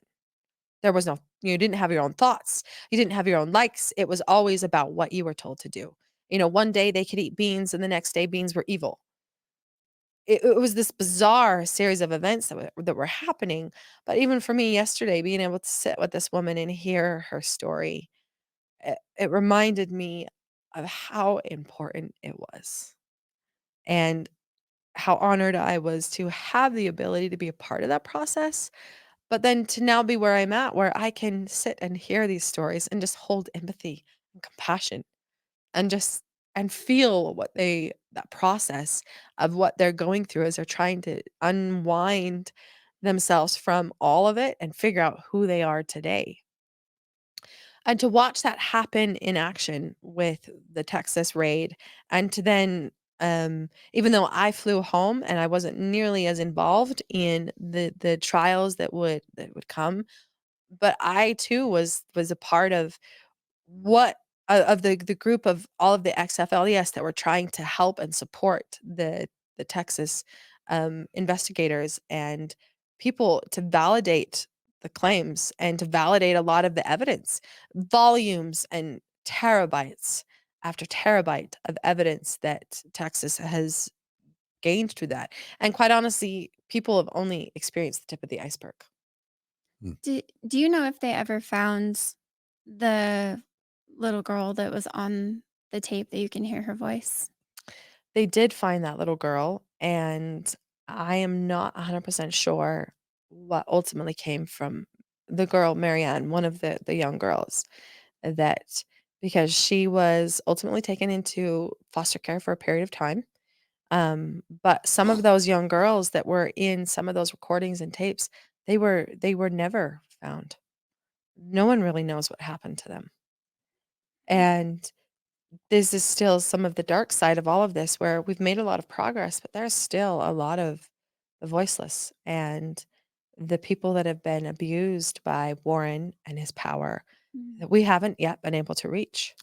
That's probably one of the most disturbing things I've ever heard in my life is the recording of the little girl in the temple.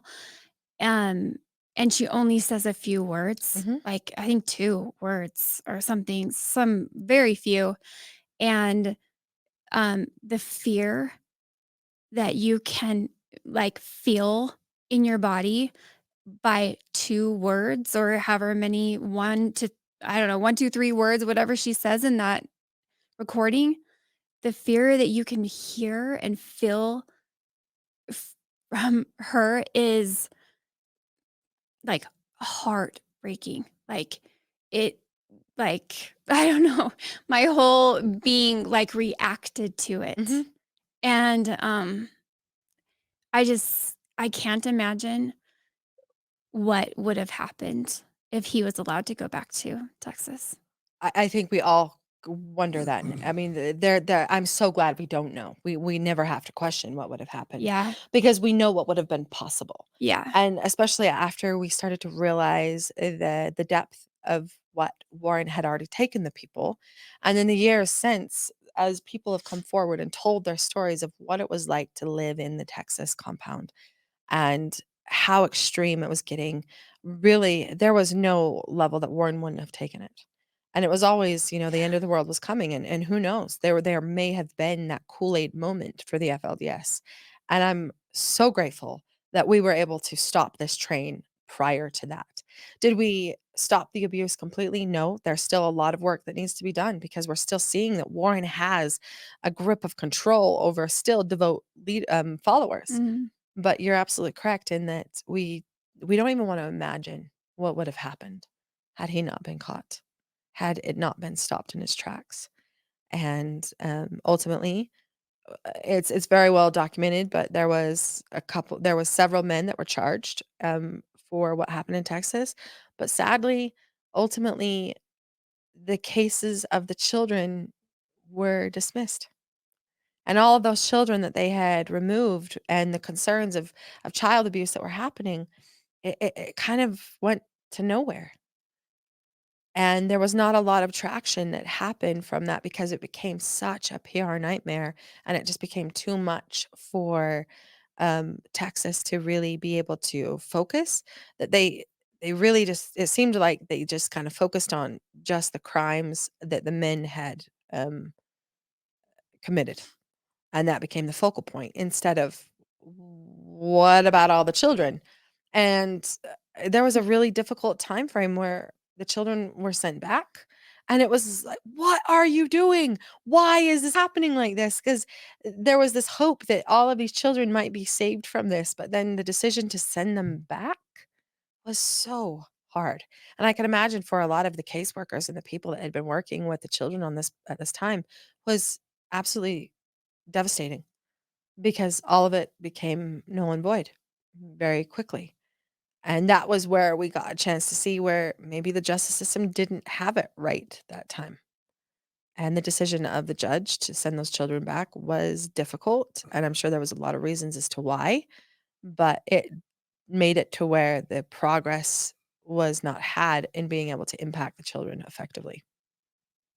But, um, all of this happened and the world watched as it unfolded, and it was right around the same time that my book was coming out.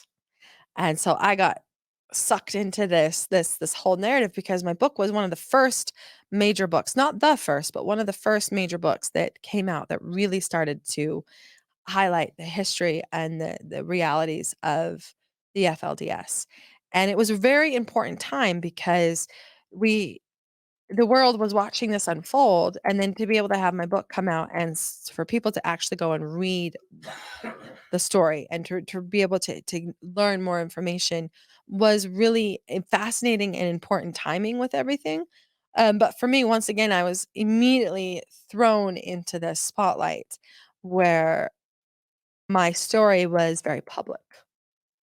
And it was being referenced a lot because of everything that was we were seeing unfold with Texas and what was being done. And even in the time after, it was really important for different investigators, and I had an opportunity to talk to different people that were involved in some of the cases and investigations within the Texas, um, saga, and just, their appreciation for writing the book and for coming out and so publicly telling my story in the way that I did.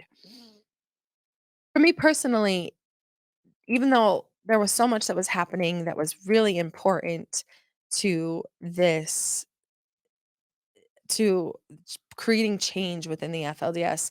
On a personal level, I was unwinding. I was coming undone. And I can look at it and I can say this because this kind of brings us into the next chapter of my journey because to this point we've been able to show the rise and the fall of Warren and how my story and standing up led to his conviction and led to the world having a clearer idea of what was happening within the FLDS. And we're in the middle of the Texas raid and what's happening there. And to come to this place in all of it, it's about 2009, and I I hit a point where I couldn't disassociate anymore. My own struggles with PTSD and severe anxiety and depression were spiraling out of control for me. It was getting in the way of my relationship. It was making it very difficult for me to be a mother or what I thought was a good mother. But what I was doing is I was consistently re-engaging with the story of trauma that was happening. And I was doing it because I was believing it was for the greater good. But it was one of those moments where we don't realize how that personal sacrifice comes at such great cost. And ultimately, I started this journey, this personal journey, and it had nothing to do with the public. And it's not one that I've talked a lot about because I think it weaves in this story of mental health. And we still are in a society where it's very difficult um, to articulate the struggles that we have around mental health.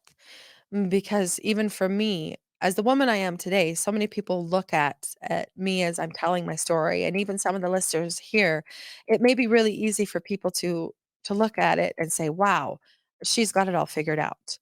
And even at the time, on a veneer level, I thought I did have it all figured out. And what I had no idea of comprehending was that cost that I had paid all along to get me to this point, it came due. And I started this intense personal journey of just collapse. My marriage that I had, it dissolved, and my partner left. And it was such a painful time for me because on one hand, the public saw this version of me and they saw me as this hero. On the other hand, in my own life, in my personal life, it was absolutely falling apart. And there was nothing I could do to stop it because I couldn't stop panic attacks. I couldn't stop the nightmares. I couldn't silence Elissa and all of the struggles that she had experienced to this date. And it became very, very hard because I could hardly function in the world around me. And I was still on this media tour where I was still promoting my book and I was still being held up as an example of um, standing up and speaking your truth. But what the world didn't know is I was still trying to speak it for myself. And this shattering started to happen, and I had a nervous breakdown, and the realities of the fact that I no longer could ignore the journey of healing that was necessary for me to be able um, to heal from the realities of what I had been through at this time. It started, and I look at my life now, and I know we've articulated in great detail all the things that had happened to me, and all the ways that it had been really important to the story of the FLDS and Warren and him being captured and being able to successfully convict him. And then even when in 2010 when his conviction was overturned, part of what led to choosing to not retry Warren was knowing that Texas now had all of this evidence. And I knew what some of that evidence was in Texas. And I knew that if we really were going to look out for what was the greatest, best thing that we could do at that time, it was to have him extradited to Texas. And I ultimately made the decision that we weren't going to retry in Utah at that time and give Texas an opportunity to then try him for the crimes that he was being accused of in Texas. And that was a really important time for me because I was going through my own personal journey with it, but still needing to pull myself enough together to make these huge decisions of how I was going to take those next steps and what that meant for me personally, what that meant for the people of the FLDS. And in the meantime, I still hadn't found my mother, and I still hadn't found my sisters. And part of my reason even for writing the book was because I believed that somewhere, somehow, someone was going to run into my mother and my sisters. You mentioned to me in the break that you use pseudonyms for most of the people in the book. Do you want to talk about the decision regarding your mom and sisters? Yes, I did. I chose to use a lot of pseudonyms in my book because I was trying to protect the people that I loved the most. Most of them were still in believers of the FLDS, but I still cared about them, and I didn't want to. I didn't want the whole entire world to look at them. And uh, my decision to change their names in the book was, in essence, to try and protect them. Except for my mother. I didn't choose to change her name, and I didn't choose to change the name of my 2 younger sisters because my reason for writing the book was the hope that somewhere someone would come in contact with them and would be able to help me find them.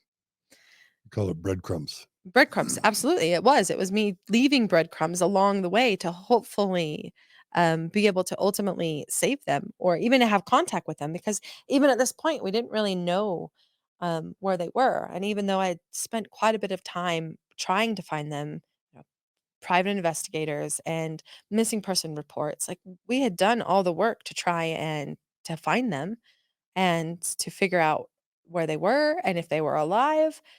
But even at the point where I was, the Texas raid was happening, I still didn't know where they were. And we still didn't know if they were even alive.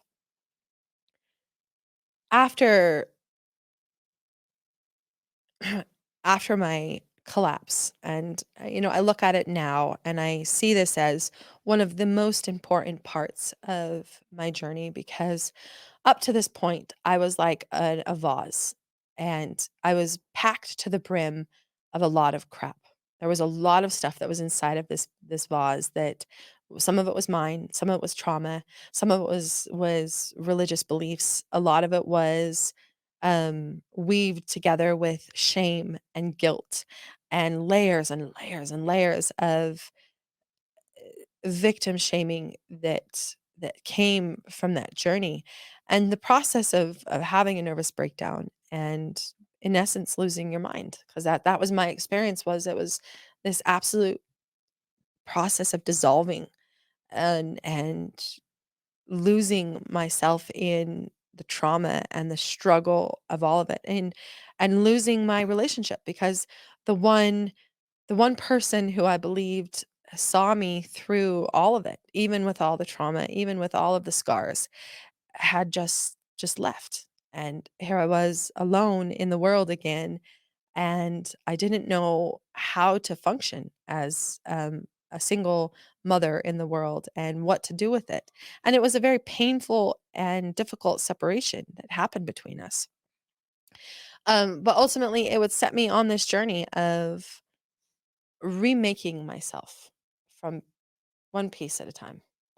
And the process that happens when we go into this absolute shattering is that I didn't realize it until later was as I shattered and surrendered to this undoing that was happening to me, it forced me to face a lot of it. And I would start a 9-year journey of what that really meant. What does it mean to heal ourselves from the inside out, to face the struggles, to do the intense internal work that it means so that you don't have that extreme anxiety, that the flashbacks that may come up don't send you in a tailspin, or being able to look at yourself in the mirror and say, I'm a person.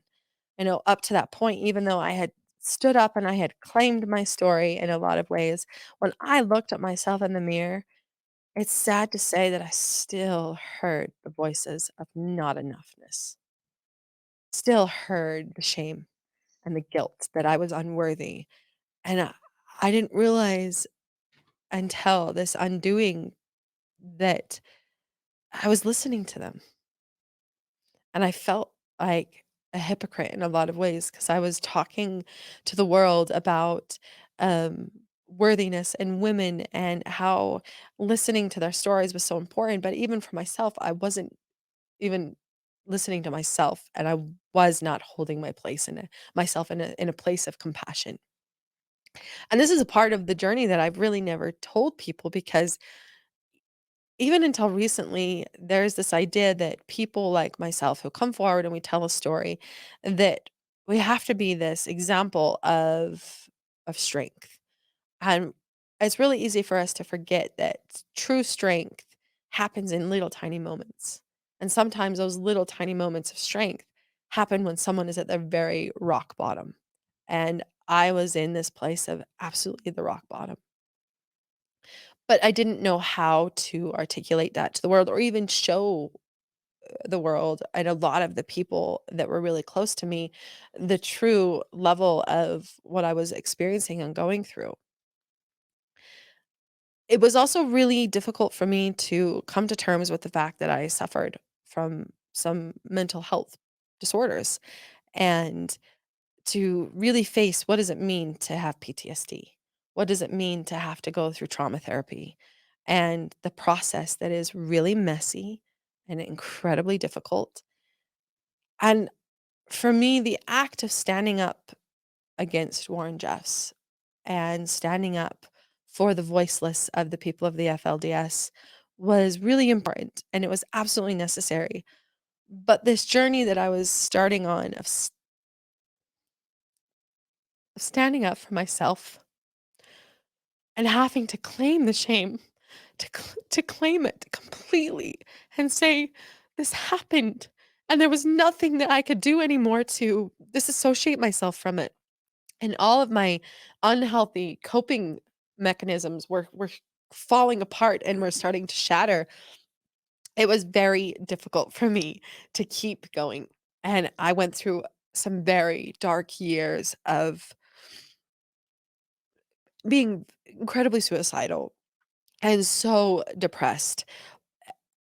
Meanwhile, I'm still caught up in all of the stuff that's happening because even though Warren was convicted in 2008, it wouldn't be until 2016 that I was finally free of the last lawsuit that I was involved in. And so for 8 years after Warren was convicted, I was still involved in different court proceedings. You know, after my book came out, then there was a defamation lawsuit that was filed by Alan himself, claiming that all of this was false. And this process of having to fight that and constantly being in a position to where I had to defend my truth. Your ex-husband sued you. Yes, I was wondering if he was ever prosecuted. he was charged with rape. And that was a very interesting result of what came from that because he ultimately pled out to that charge. And the charge was part of the plea agreement was the charge was brought down quite a bit in exchange for him pleading guilty. I think there was a lot of realization that he was seen as a victim of his environment, and there was a question of whether it was really going to be successful in court. Not a lot of there wasn't a ton of media attention around that time frame, and part of what ultimately came from that was in part of the plea agreement, that was also a time frame when Alan agreed to, um he agreed to dismiss the defamation lawsuit that he had against me. So he pled after he had already initiated a defamation suit against you. Yes. Mhm. And so I was, fighting that, you know, myself and my attorneys were fighting this defamation lawsuit that had been filed against me, and there was this onslaught of from my that I was experiencing, as well as other people that had stood up in Warren's trial, this onslaught of repercussions that came from the FLDS.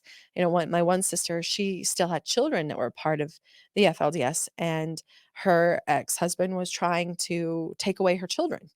And it was this really painful process, but the price that everyone paid to see that through was mighty high in a lot of our personal lives. For me, particularly, there was this beautiful journey that started, and we may decide to take a break here. I don't know, but it really was when my real journey of claiming and reclaiming myself happened. I look at it like this, and when I wrote the book, one of the pivotal things is the title of the book is Stolen Innocence. And for a long time, I didn't realize how difficult that was for me to admit that something so precious to me as my innocence had been stolen from me. And what I didn't realize is that this dissolving that was happening, this crumbling and this crashing to the ground that was happening to me would be the beginning of the real story for me, and that was what it means to reclaim my innocence. And even though it was incredibly difficult, in the years that would follow of being a single mother and trying to make my way in the world and being able to take on my own healing journey, because there was this point in all of it where I was in the midst of this very intense collapse, and I was so lost because so much of the my struggles were very, very much in my face. Like all of the things that people experience from PTSD, there was constant triggers that were throwing me into these flashbacks, and the nightmares were so intense. The panic attacks that were happening, and they would just kind of come out of nowhere. Like it was the filter that I had been able to put up for so many years, for the years leading up to this, was dissolving, and my ability to function was getting harder and harder. There was this moment in all of it when looked at my own children, and I realized not only was this about my sisters, but this was about my own children and the ability to show up in their lives and be their mother. And I knew that to do that, I then had to start on this journey of healing myself from the inside out. No matter how difficult or hard it was or still is at times, it was a very important process to go through. And I looked at it one day as I was at the library one time, and um, going through this practice where if I was really struggling and I was in a triggered state, doing something that would allow me to step outside of it. And part of it was taking myself and my kids to the library, because then I could just dive into any topic that I wanted, and not have to worry or think about what was going on for me personally. But I came in contact with this Japanese art form, and it's this I think it's pronounced Kunsunchi art, where they take broken vases or plates or bowls, and they're put together with veins of gold. And seeing this art form and how beautiful it was, because they in this book, they would show what it was before, and then they would show what it looked like after it was put back together. And it was so incredibly beautiful. And that became my own example of what I was going through. Is I was going through my own process of becoming this art form. And I look at it now and I'm like, okay, what was the veins of gold that were allowing me to stitch myself back together? And in this also was this magnificent process of I got to choose the pieces of myself that I picked back up, because it was all on the ground, and it was messy and it was painful. But through that process and the years that have followed, as I've picked up one piece at a time, it's allowed me to actually leave on the ground the pieces that no longer serve me. The bullshit and the dogma and the shame and to face it, to name it, to speak it, and to choose to leave it has been a very profound part of my journey. And it's a piece of it because I think it's really easy for people to, when we're hearing stories of great acts of courage, of speaking our truth, but then talking about terrible things, it's often talked to in a post tense experience. And I went through hard things, and this is what I did to get out of these hard things. But really where I find myself now is, yes, we went through really hard things. And I'm still in this process of creating my own beautiful art form, which is who I am today. Um, do you guys have questions? I just realized I'm continuing to jabber on. I don't know what time it is. I don't know where we are in this process. Did you say you But want to take a break or? no, I was just Oh, kind of asking where well, we want to be with all of it. I mean, yeah, I have some questions. Go for it. Let's ask some questions in this process. Let's enter a Q&A point in all of this. Then we can pick it up from there. Um, w- some of these are just curiosity questions. I'm curious when witness protection ended for you. How long were you under witness protection? It was kind of a gradual process of re-engaging, but really it was kind of my decision because after Warren was convicted and sentenced, then I no longer was willing to not talk to my family. And even though there was concern about whether it was time or not, I just wanted to be able to see my family. But really what clinched the ending of it was choosing to write the book and come out publicly because there was no purpose really for witness protection at that point in time because I was claiming it. And part of that strategy in my mind was, well, if it's so publicly out there, the likelihood of something happening to me is less, right? And luckily for me, I still had a really good group of people that were still looking out for our best interest. I had Roger Hole and a team of really great attorneys who were looking out for the interest because even after witness protection kind of ended, um, I still was involved in a lot of court related stuff. And so it was really important to also keep my life separate. My name had been changed in that process. And so I was kind of gifted this reality of having two different identities. And that partially led to this collapse because as I was kind of referencing, you know, in this process, then there was one half of me, there was Elissa who she carried all the trauma. She carried all the struggle and she carried all the pain. And then this new person, they were free of all of this. And part of my collapse was is I was keeping these two so separate, and when they came in contact with each other, then there was this really incredible difficult time of it. And I remember this pivotal moment in my healing journey where I'm speaking to a therapist and I'm talking about the voices in my head and the struggles that are going on and this conversation that's going on in my head with all of these different things and how to make sense of everything. And she's like, uh, brought it all into a point of peace for me. And I've actually never spoken this, but she stopped me in all of it as I'm having this like, am I going crazy? What's happening to me? And she's like, of course you have multiple personalities. Of course you do. No one person can carry all of this, but it's okay because they're all friends and they're all working together. And it was really important to me in this journey of my mental health to realize that for whatever process that was happening for me, it was okay, and to just keep on going through it. Um, so your original question, when did witness protection happen? I think there's always been elements of it, but being in hiding ended right around the time I wrote my book. So total years in witness protection about 2.5 two years. and a half. Okay. And they cover your expenses during that whole time. Not completely because it was a very unique combination of different agencies. It wasn't the traditional you go into witness protection, the federal government takes over from there. It was kind of unique because there was a lot of different people involved in it. So no, the government did not cover the expenses Okay. during that time frame.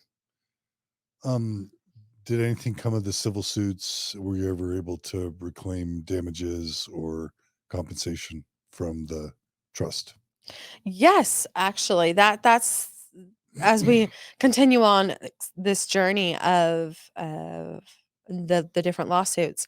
The one lawsuit that I had filed, the civil case that I had filed against Warren Jeffs and the church and the UEP, it continued on. And it was quite a long saga of years of it going back and forth in the court. There was at one point when the UEP was trying to get the case dissolved because part of what had happened within the UEP is there had been this pivotal point where my case, along with a lot of the Lost Boys cases and different things like that, had been used as an example to the court as to why the trust should be taken over. And ultimately, that was the decision. It was removed from the control of Warren and it was put under the control of the state. But it was being managed by a third party, that this man, Bruce Wyson, he would end up managing the UEP trust for several years, and he was not affiliated with the FLDS. In the years of him managing it, whether people look at it and say what he did was right or was wrong, it still created a lot of struggle for the people inside of the FLDS community, as well as the people who were leaving. But it was really essential because to have that financial arm of Short Creek no longer under the control of Warren or the leadership of the FLDS was really an important stepping stone in where we see Short Creek at now. Because it was no longer a tool that could be used to kick people out. A lot of the damage had already been done to this point, but to have the court taking over and trying to create some sort of a change was really important. So, for a period of time where we were pursuing the civil case, it was fascinating because I was the state had taken over the UEP, but my civil case had already been in process, and so there was a long journey of basically fighting the state itself and trying to prove my claim of damages to the UEP.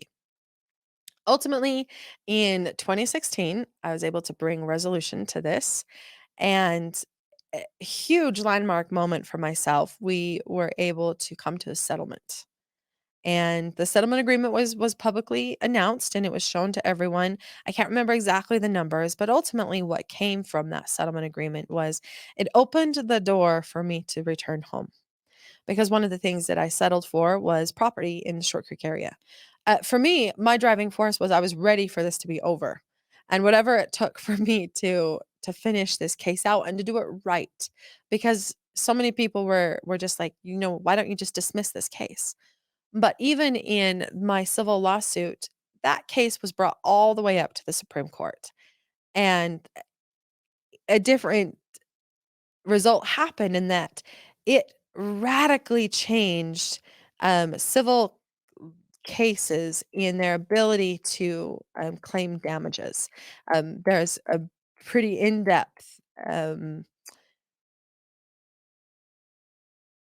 decision that was handed down with this from the Supreme Court because at the time what was happening was they were trying to dismiss the case based on my claims and they had all their reasons for it. But what it did is it reinforced, at least in the civil court, that people can be held accountable for damages for things that are done even in the name of religion.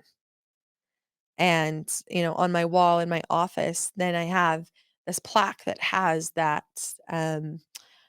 decision that was handed down by the court because we're still just beginning to realize how important even that decision was to the civil world and how people can claim damages in similar circumstances.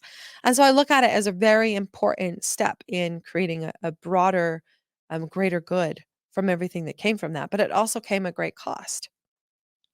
In 2016, then I'd been on this intense journey of healing and trying to bring pieces of myself back together.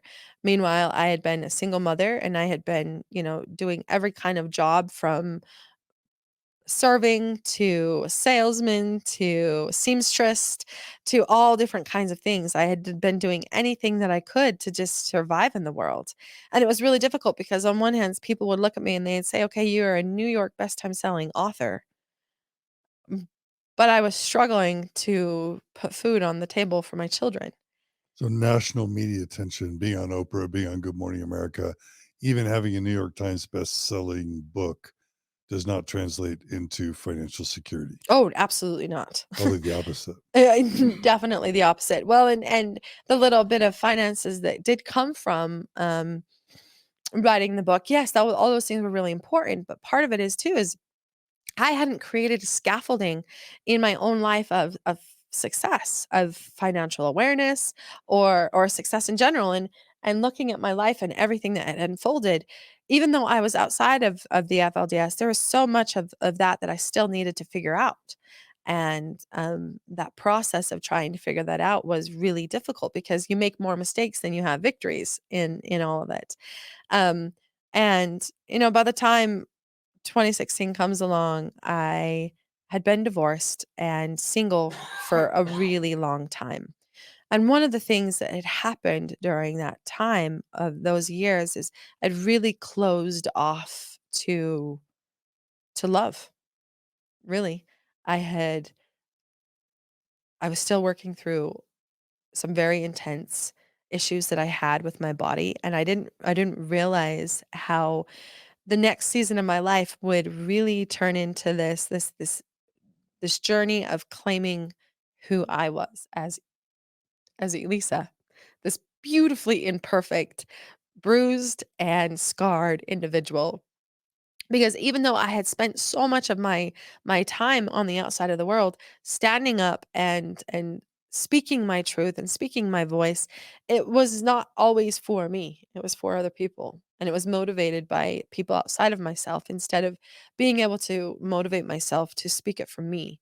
I still had to work through my own journey of learning how to value myself, learning how to create worth within myself, and learning how to be resilient to the layers and layers and layers of programming that had been instilled in me from a small child of what it meant to be a woman and the roles and responsibilities of a woman and what it means to be successful in life and what it means to have spirituality and all of these things. I had to take it piece by piece, topic by topic, and rebuild myself one piece at a time. And I choose to speak this today and to talk about this part of my journey because I think one of the things I've ran into is it's really easy for people that have read my book or recently seen the Netflix documentary to look at me and kind of put me on this pedestal of, wow, look what she has done. She's so amazing. And I'm trying to bring people back down to realize that I'm very, very human. And even for me now, I'm going through this new season of a spiritual revolution where I'm in this journey for myself of now coming forward and claiming the next part of my story, which is really an illustration of how do we reconcile things that happen to us, because so much of my story was all of these things that had happened to me and learning to get through them and what it meant to escape and then also stand up and be a part of taking down Warren Jeffs. But no one wants to talk about that messy process of healing. There's not really space for what that looks like.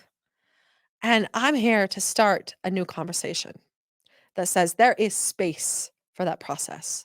There is space for what it means to become resilient and how ugly that can look from a day-to-day process, and how there's moments where you find yourself on the floor in a fetal position sobbing, and you find yourself waking up from the grips of a nightmare, and you find yourself deep in depression. It doesn't change the fact that with every one of those experiences that I'm recently having in the last couple of months, it doesn't change how far I've come. It doesn't change that I'm light years ahead of where I was as that 14-year-old girl.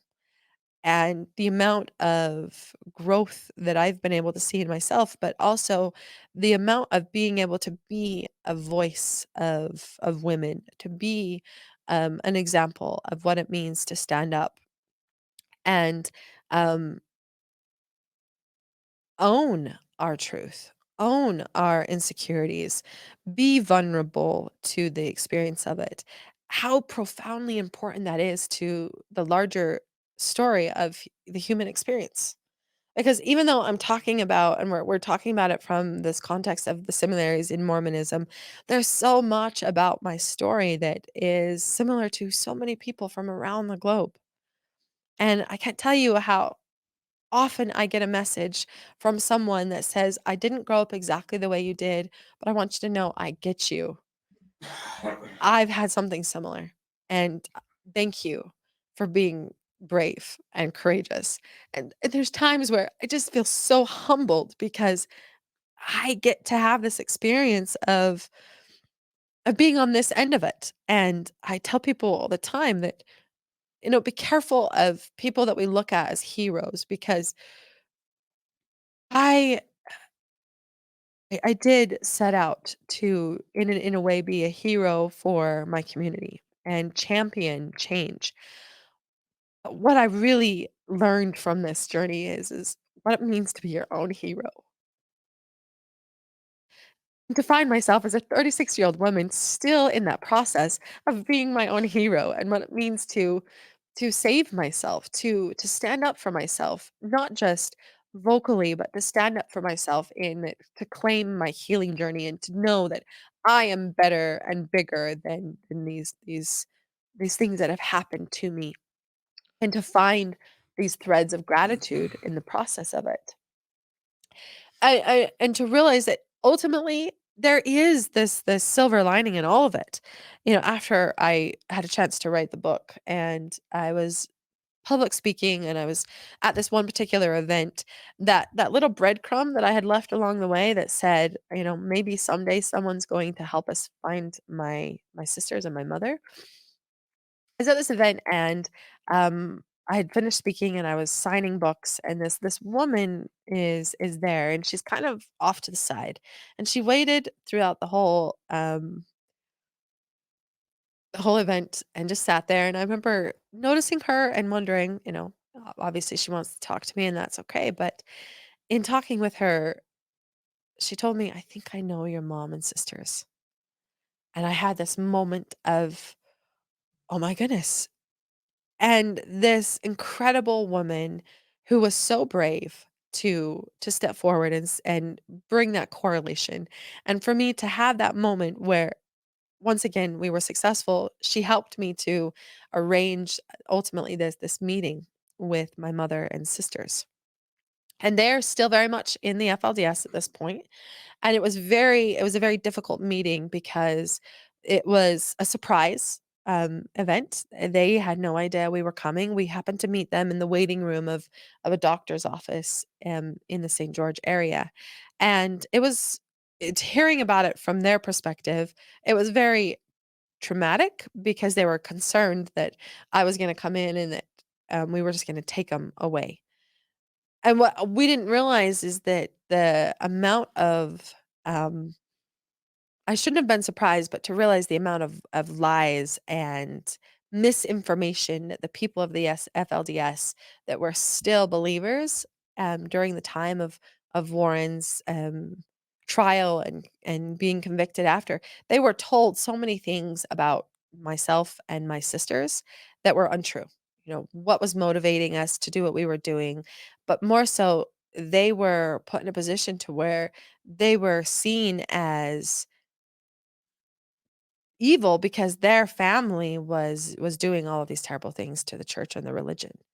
And so it had ingrained my mother and my two younger sisters in this belief they had. And this is years later. When I had left the FLDS and the last time that I saw my sisters, they were young children. And this surprise meeting with them, they were women at this point.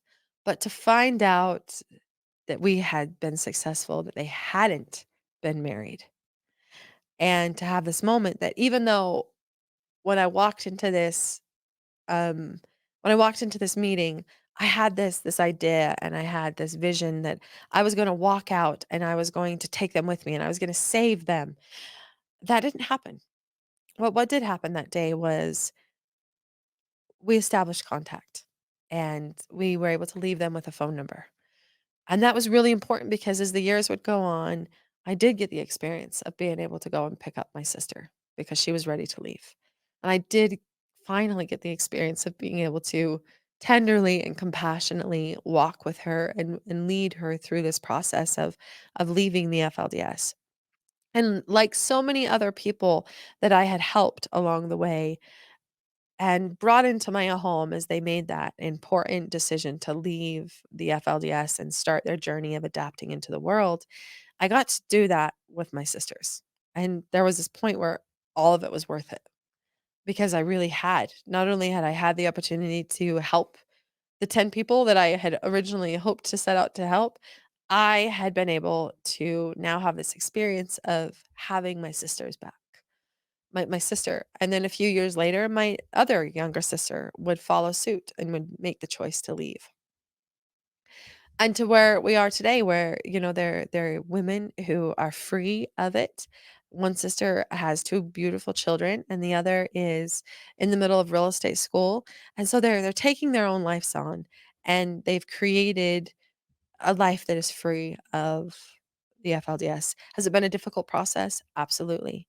Are we still in this journey of helping each other detangle the events that have happened to us throughout our lives? But the one valuable thing is we're together, and when we get the opportunity to do this. Wow. So I think a lot of people, a lot of listeners are going to relate because within traditional Mormonism, people have faith crises and even leave, but there's still family members that get left behind. And I think there's a mixed message. Some are never going to leave, but if you're loving and patient and stay connected, some might, Yes, and you may be able to help some reclaim their life. definitely. So you're And giving people hope that there might be hope for some of their family members. I really do hope that that's what it brings, is it establishes more hope and conviction that as every person goes through their own crisis of faith and ultimately may choose to leave whatever religion that they may be a part of, there's also this important part that the healthier we become as individuals, the more we can actually help the people. Because even for me, in all those years that I was a champion for other women and I wasn't doing the internal work for myself, I was I was only partially being able to do that because I couldn't do for other people what I hadn't done for myself. And I looked at that journey because even within my own group of people that I was close to that were also ex-FLDS, you would see all of these dynamics where there was trauma bonding and this process of people coming together with shared experiences, but learning how to help each other rise up through those experiences into a season of how do we heal from it? How do we start over? How do we help each other out? And ultimately, this led to this decision that I had in 2016 when I realized, okay, enough is enough. Like, we've been niching away at this one person at a time, trying to help people leave one person at a time. We've done everything we can possibly do to criminally go after it, to civilly go after it. What needs to happen? And I realized that it had to be done from the inside out. And I made the decision to move back to Short Creek. Yeah, that was going to be one of my questions is of all the places in the world to move, why, number one, why would you go to Short Creek? And two, how could you ever be safe there Well, physically? there was definitely all of those Not to mention questions were there. psychologically and physically. Like I had to, from the place I was excommunicated, I had to, within 2 years, we had to move. Like psychologically, there was no Mhm, physical threat, but you've got the psychological residue and mhm. the fear of physical harm. Definitely. Well, and there's this coping mechanism that's talked about in mental health where constantly putting ourselves in a state of chaos is a way that we disassociate from the things that happened. And I can definitely see how in different threads of it, I was, in a way, putting myself in a state of a little bit of chaos, and that was one more mechanism that I was using to try and make sense of everything that had happened, and to find my way through it. But really, in an essence, for me, I look at the reasons that led up to why I was choosing to move back. And I remember all the way to, what it felt like to sell my house here, because before I moved back to Short Creek, I had established a residence in Salt Lake, and I had settled down in the Salt Lake area, and I was Were just the settlements like enough to never have to work again kind of thing? no, no, definitely not. Okay. No, not at all. Most of the settlement was simply land and property, Okay. and, that was part of the draw, was I needed to go and figure out what to do with it, but really, in an essence, to move back to Short Creek, subconsciously, there was this voice in my head that knew there was still things that I needed to face. I had to face my own demons with it. And there was also this really tenacious part of me that said, "You know what? We are bigger than Warren Jeffs. All of us are. This is so much more than Warren and what he did to all of these people." And it started this journey for me of what does it look like to reclaim my community? And to move back, I was reclaiming my own place in the community. I was also reclaiming my story of my relationship with Short Creek. And at first, when I very first moved back, it was so hard. That moment where I had all my belongings and it was all packed in this moving truck, and it was just me and my kids. And I'm sitting next to them in this one seat, this one seat moving truck. And every physical possession that I have is with us. And I'm driving up to Short Creek, and I have to pull off to the side of the road because I'm having a panic attack. And I'm questioning everything up to this point. I'm like, "What am I doing? Why am I doing this? What am I doing to myself? What am I doing to my kids?" But this is where that spirit in all of us that connects us to something greater than ourselves really comes into play, because there was something pulling me forward. And I couldn't describe it. I couldn't articulate it, but that knowing inside of me that I had heard clear back when I was a 14-year-old girl, that at that time I didn't have the tools to listen to. That same knowing was activated within myself, that I knew that this is where I was supposed to be. No matter how hard it was, no matter how ridiculous and illogical it seemed, because trust me, there was a lot of people that was like, "You're doing what?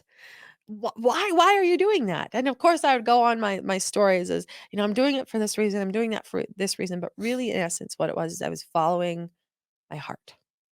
And even though I didn't understand my heart very well, what would come from that act of moving back would be a very important piece of me being able to continue to heal myself, but be a part of where we are now, and that is to establish these years of healing the community of Short Creek. When I came back in 2016, there was still quite a few people that were a part of the FLDS that were still fervent believers of Warren Jeffs that were living in the community. There was also a lot of people who were starting to return home, just like I was. They were moving back into Short Creek with the intentions to try and rebuild their families and rebuild their lives. And that first Christmas, moving back to Hilldale, I remember I had just recently moved into this house, and there was no heat in the house yet. And I sat there and I was with my kids and I was questioning what I was doing. But I remember looking out at these mountains, and for the first time, I saw the mountains instead of what had happened to me under the shadow of those mountains, because so much of the trauma and the experiences that I had happened. And if you've ever been to the Short Creek area, there's these beautiful, it's surrounded by this landscape that's just breathtaking. And for the first time, I was able to have this experience of separating my environment from what had happened to me in that environment. And that was a really important tool because it helped me to start to realize and to ultimately fall absolutely in love with the environment of Short Creek. And even though it was so difficult to move back, and even though there was a lot of social issues that came from it, by keeping my head held high and my shoulders back and just showing up. And that's really what this lesson for me was, is to keep showing up to the table. Because yes, it would have been easier to disappear the into the shadows and to, I did my best. I am going to go start my life over. But the value that has happened in my life from being able to come back and confront it once again, not just confront Warren, not just confront the FLDS, but to confront my own demons, to confront my own ideas of my versions of the stories, and to go all the way back to the epicenter of where it all had kind of started for myself, and to recreate my relationship with it. Because really that's what it was been about, is recreating my relationship with my story, with my journey, no matter how perfect and imperfect it's been, to create and reclaim my relationship with myself, with my body, with my self-image, with my worth, with my enoughness. All of these pieces really came into um physical form for me in this act of moving back into Short Creek. But I also had great intentions why moving back. I knew that if we were going to change it completely and fully, we had to change Short Creek. Like, it couldn't just be left to figure itself out. And so there was this process of, coming into the town and starting with, it was right on the hills of the DOJ. The DOJ had recently successfully had an injunction on both of the cities for the way and the discrimination that the cities had been um, having towards their citizens.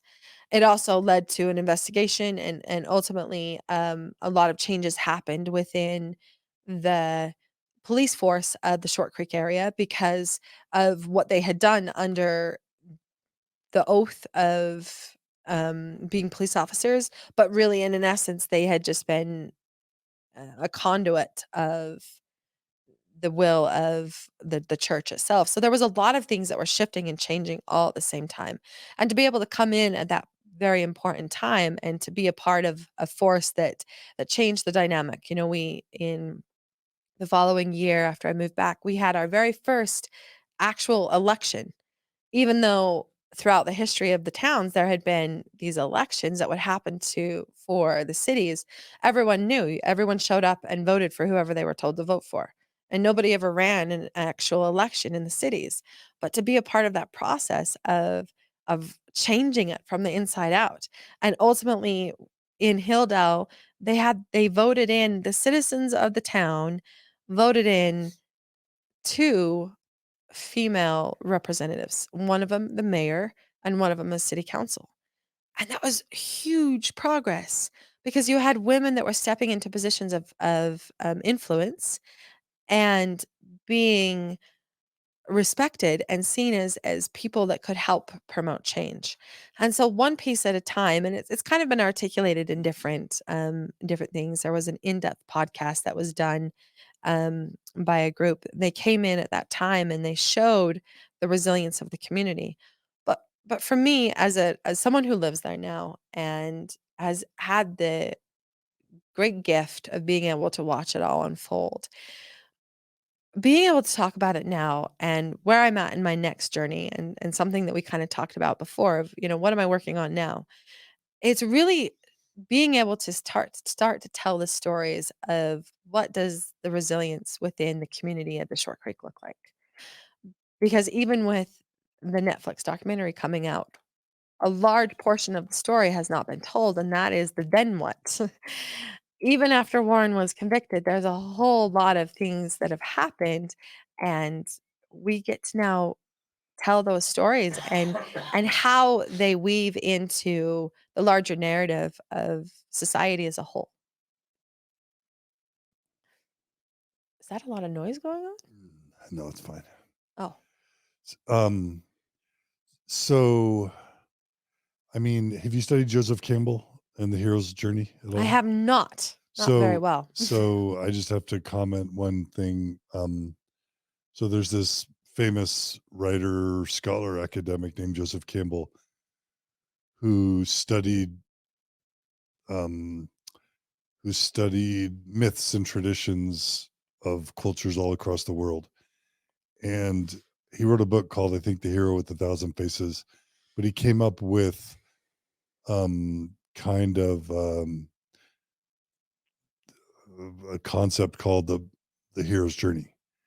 And basically, from all the myths that he studied and all these different civilizations, he came up with kind of a series of steps that are common to all these myths across all traditions. He calls it the hero's journey. Star Wars was based on Joseph Campbell's work of the hero's journey. Luke Skywalker kind of represents the main hero or the main figure. But, you know, whether it's like Noah, like Jonah and the whale, you know, you receive the call, you refuse the call, but then you eventually accept the call, and then you have to go fight the demon. Mm-hmm. And there's more steps to that. But guess what one of the final steps in the hero's journey is? Can you guess what one of the final steps is? I'm sure. Returning home. Returning home.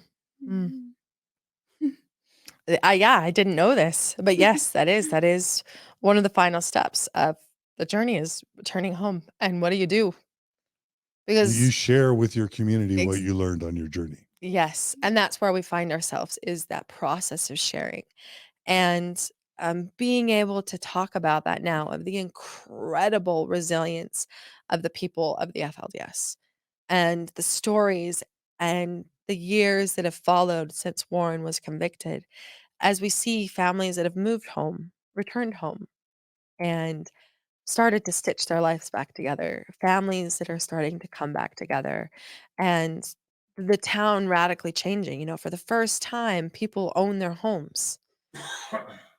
And it was a part of a community that for so many years, nobody owned their homes. It was all owned by one trust that was managed and controlled by the church. And so, piece by piece, brick by brick, we've been able to build this incredible, resilient, and beautiful community of Short Creek now. And of course, there's so much work to be done still. We look around and it's really easy to sometimes forget everything that is working and to only focus on a lot of what is not working within it. And there's all kinds of unique aspects. But, you know, where Short Creek is now is it's a beautiful place to visit. There's multiple Airbnbs and, getaways in the area. You said there's a vineyard? There's a winery and a vineyard and a winery. My really good I don't even know the friend difference. well, No, it's okay. I'm just explaining the difference. yeah. It's a small, tiny vineyard, but this incredible winery, it's, you know, Water Canyon Winery, they make the most incredible wine. There's a brewery in the middle of town, and this brewery is not only the town's watering hole, but it's a place where people come together and they sing karaoke or they share a beer together. John, she just said your favorite word. Oh, you sing karaoke? Oh, you A gotta little bit. That's awesome. Well, we have a future date of coming down to Short Creek and singing some karaoke at the brewery. All right, so here's the deal. We talked about this off. So this is the dream. Here's the dream. Maybe it'll happen. Maybe Jen will make it happen. Maybe not. But retreat. So like Mormon Stories listeners retreat getaway. I've never been to Short Creek. I mean, I've driven through it once, just recently, but I've never stopped, never seen any of it. Mormon Stories retreat to Short Creek, stay there 2 or 3 days. You're there, show us around. We karaoke together. We visit a lot of the sites. We find a way to compensate you for being our guide. And we get all sorts of education and inspiration from a really cool weekend together. I mean, it may not happen, but You can put that out there, right? I absolutely like it, and I would love to put it out there because it's kind of where I'm at now is like I'm continuing my work of advocacy of not just the abused, but also advocacy for what does resilience look like? How does it show up in a community? And how can we as a larger society, how can we continue to have more of it? And so I would love to invite people into the Short Creek area to come and see it for themselves because so much of what we hear around Short Creek and the FLDS is very much in the past. Even though a lot of it is still happening, and this is the complex aspect of it, is there are still fervent believers of the FLDS who adamantly believe in Warren Jeffs. And part of what we see happening now is Warren's son is starting to take over that position of leadership and power. And it's very concerning because for the people that are still entrapped in the FLDS, even though they may not live in the Short Creek area, there's still a lot of people that have family members that are still caught in it. And we're hearing all of these things that are happening. And so, on one hand, it's still very relevant to continue to talk about Warren and to continue to talk about the terror of what happened in the FLDS because it's still very possible. The next generation of trauma could very easily be happening right now. But on the other hand, we see great resilience and we see a lot of heroes returning home and recreating the town from the ground up. New businesses coming into the town, tourism happening. Never before until the last 6 or 7 years have people been able to come into the town and visit. But there's this rich, movement happening inside of the community where it's very welcoming.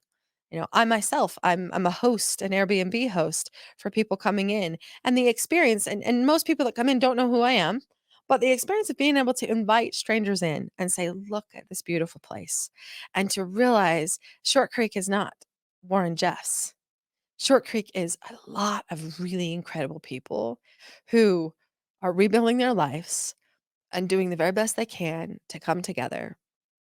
And recently, in this last July, July 4th, it marked 7 years that the community has come back together post Warren Jeffs and celebrated the 4th of July. And I remember the very first celebration that the community came together. It was just a few stragglers of people that had returned home, and they decided they wanted to put on this celebration.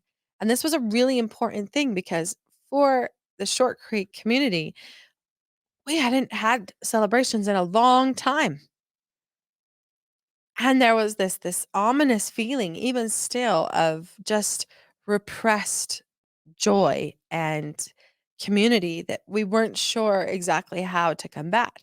And there was some incredible individuals that stepped forward and were brave enough to say, "Hey, let's do a celebration, let's do a party." And that was so important because what it started was this very important symbol of coming back together. And to then be a part of organizing it this year because I got a chance to be the parade director for it. And to have things come full circle has been absolutely incredible. And to get to be the director, the parade director, and organize this experience and be a part of organizing this Fourth of July celebration. And to realize that in the early days of everyone coming together, it was a few hundred people.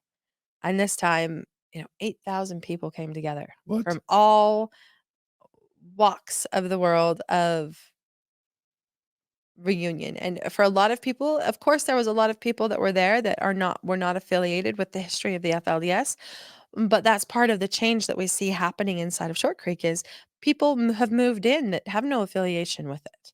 And when you talk to a lot of people that come into the Short Creek area, they're asked, what was your experience of it? And more times than not, what I hear is people say, they're some of the kindest, most welcoming people they've ever met. And so I invite the world to look at Short Creek from a different lens and to realize that there's more to the story than even what Netflix was able to show or what my first book was illustrating. And brings me to where I'm at today, where I get to take my storytelling to the next level and start to find unique ways to show this next story to the world of where Short Creek is and what's happened post Warren Jeffs and what we still need to look out for and the lives that are still being damaged by Warren Jeffs and the FLDS belief systems and the work that is still needing to happen. There's still organizations such as Holding Out Help and Cherish Families that are consistently working on a daily basis to help people leave fundamentalist religious backgrounds, but then also start to rebuild their lives. I'm often asked when I'm talking about this, people are like, well, how can we help? And for a lot of where we are now, we're not physically removing mothers and children from the FLDS background as much as we were in the early days of trying to help people. But what I tell people is go to these organizations because the work that they're doing to help the people that are rebuilding their lives is irreplaceable. And so if any of the listeners are asking, what can I do to help? How can I be involved? This is, a powerful story. This is very interesting. Go to holdingouthelp.org and cherishfamilies.org and contribute to what they're doing because it's vital and it's absolutely important to the people. And I hear all the time of the ways that they impact the people that are leaving the FLDS as well as people that are still inside of the FLDS. Yeah, because many people still believe. Sadly, yes. Even though Warren has like canceled marriages, he's canceled sex for all his followers. There's still thousands of people that, even though he's in prison, Mhm. won't be coming out. There's still thousands of people that are still following him. Definitely. Belief is not resilient. And we've talked about this toxic resilience, and I still have all these examples of being a little shocked at how resilient it really is. Even Your mom's still in my mother is it. still in it. I recently, a couple of years ago, we sadly buried one of my brothers, an incredible individual who had taken his life, and he was one of those young teenagers who was being sent to a work camp, and in that process of being taken there, he decided to jump out of a window and run away and start his life in the outside world. So he had his own journey of leaving the FLDS and starting and really this incredible journey, but he was an individual who loved to take things to the extreme, and he was an incredible, um, extreme sportsman, and he did everything from snowboarding to uh, four wheelers to ultimately his great dream was he was a wingsuiter. And a couple of years ago, he was in Switzerland and doing incredible wingsuit work. I know he was, That's where you jump out of a plane or off a mountain and yes, you look like a flying squirrel and you're yep. flying through the air. And he was doing this very, very intense, um, it's called proximity flying, where they're flying very close to the ground. But somewhere in that process, he had an accident and it took his life. It was really hard and it was so tragic because this was my second brother that we had buried um, of my mother's children. And the first time when we had buried her son, she didn't she wasn't involved in any of the funeral or never really reached out to any of the kids during that process, and it was so difficult to anyone that's buried a sibling, especially unexpectedly. It's a tough thing, and anyone that's lost someone unexpectedly, it's so hard to go through that process of grief and making there's the denial and the anger and all the levels of and then surrendering to it and no matter how hard we try we can't negate that cycle of grief that happens. But when my brother passed away from this accident recently, my mother kind of showed up. I know we were all quite surprised because even though she's still very much a believer in it, to have the experience of getting to see her and her children come around and grieve the passing of our brother and her son was really important.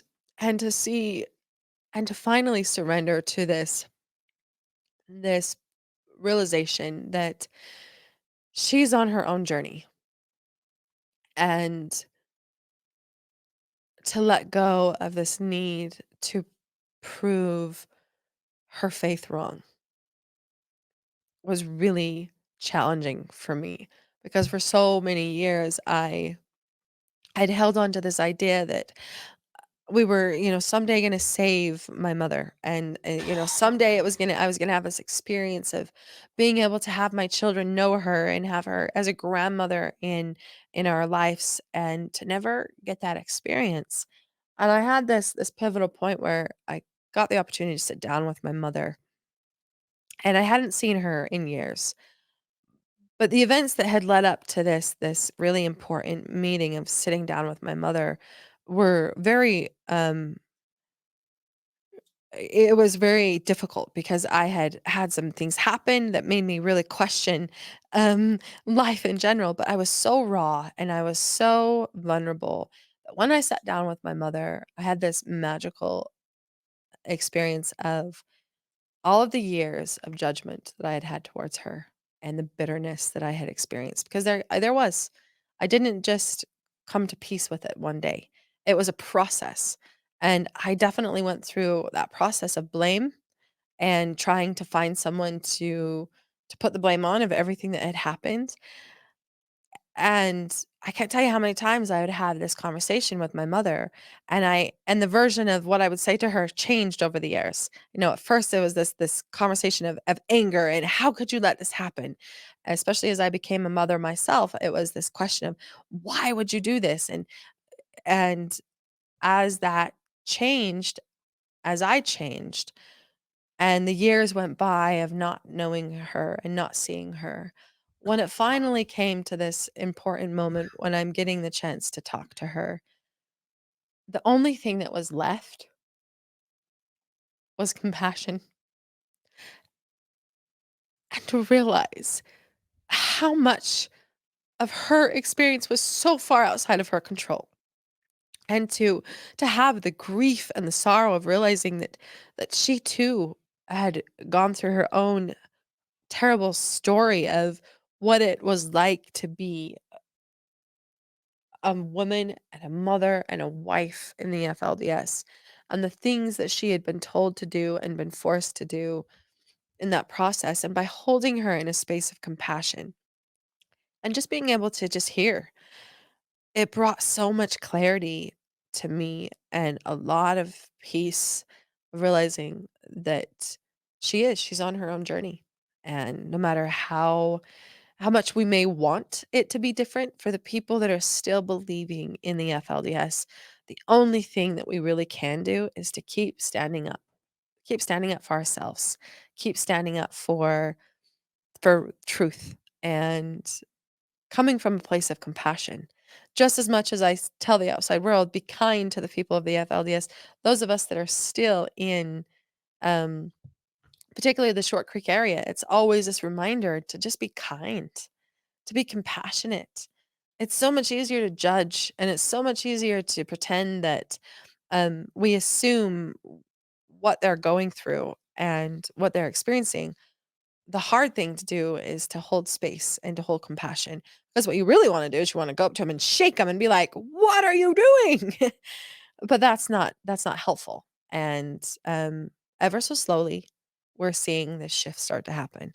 And I'm hopeful that as we continue to speak out about it, as we continue to rebuild the towns of Short Creek, and as we continue to heal our own lives, we can be models of what resilience looks like. And in this process of becoming resilient as an individual, as well as within my community, I really hope that it helps a lot of people in that same process for themselves. Beautiful. Um, really quickly, Gerardo asked me to ask you about your faith transition, and I'll just make a comment that just an observation because we've been talking all day. We've been together for 12 hours. 12 hours, or more. And Well, yeah, I guess 13 and a half, but we Yeah. went to lunch for an hour and a half. yeah. I look at it and I'm like, yes, you're welcome. You guys, all you listeners and everyone, you're getting a front row seat to an experience. But it's a process. And for all of you that have stuck with us through these episodes, you're welcome, because this is about you too, because I know that the listeners, no matter where you come from in your journey, whether you're Mormon or ex-Mormon or not affiliated at all, it's a journey of healing and what it means to face hard things and what it means to do the right thing even when you don't know that it's going to work out. And so after these 13 plus hours, I am grateful because I've gotten to speak my truth. I've gotten to name my shame once again and continue that journey of what does it feel like to claim and to reclaim and to talk about it, even the hard, messy stuff, to talk about it in ways that a lot of people are afraid to talk about it. Yeah. And you've broken a Mormon Stories record because this is the longest single interview in a day that I've ever conducted. So you beat Roger Hendricks for I think it was 7 or 8 hours. So you beat it. I hope it's equally as interesting. No, it's been great. Gerardo wanted to know, and what I was going to say is, Gerardo wanted to know what your faith transition's been like. So your belief in Joseph Smith, your belief in the Book of Mormon, your belief in priesthood authority and God and Jesus, all that. And I'll just want to make one observation. There have been, we've talked a little bit about Joseph Smith history today, and I would have thought you might know way more about Joseph Smith than me, just given how, I would think fundamentalism might mean, really understanding Joseph Smith in depth. But I've been surprised that several of the stories I've told you about Joseph Smith, it's the first time you've heard them. Mhm. Like the Book of Abraham, just the basic Book of Abraham story seemed kind of new to you. It definitely is. Yeah. And that's just one. So, or the Carthage jail kind of stuff. So I guess I just want to say that there's this thing called a Jack Mormon in our culture, and I'm sure you've heard of it, where maybe you don't practice it anymore, but you still believe it. Right. Yes.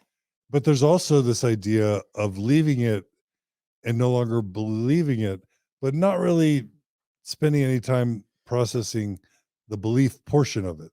And just kind of like, and sometimes those zombies return. In other words, Mhm. those things you don't process in terms of the beliefs, you have to kind of wrestle with those at some point, because you could take the girl out of the FLDS, but you also have to process the FLDS out of the girl. So what can you tell us about your spiritual processing, your beliefs? Yes. Yeah. Well, one of the things I can tell you is I've become quite an expert wrestler of my beliefs, because I've just that I've had to wrestle them and take them head on, and it's been a journey with that too. Because originally, I think when you confront those beliefs, it's kind of a layered and it's a tiered experience. It's one thing to say, yes, I no longer believe in Warren, but what does that mean for Joseph Smith? What does that mean for the whole Book of Mormon. entire Mormonism, the belief system? And it was pretty quick in my journey where I really questioned all of it. I questioned the belief aspect of it. And then I started on this journey of, okay, and I describe it kind of like this. I believe our beliefs are like kind of like a library that makes us who we are. And in this library on the shelves, there's different books that describe different beliefs we have. And for me, a child of religion, I had a space in my library that was once filled by religious beliefs, but at this moment in my life was void. And it became a vacuum because you have to replace that void, or it sucks in everything. And so I went through this really in-depth process of just exploring religion at whole, exploring even the Mormon church. There was a point where I went to the Mormon mainstream Mormon church for a period of time, Mm, and I explored it. And it was when it was prior to Warren being caught, and it was prior to me testifying. But I really did, because I hadn't been able to separate Warren from the beliefs. I still had these ideas of beliefs around the whole entire concept of Mormonism. And as my journey continued, I was able to question it and realize that it was not for me at all, and ultimately question everything, polygamy and Joseph Smith and the Book of Mormon and the mainstream Mormonism, and to start to see all of it and look at it and say they're all very similar, and to see those connection points was difficult for me, because it didn't help me in my process of trying to fill this void that was inside of myself.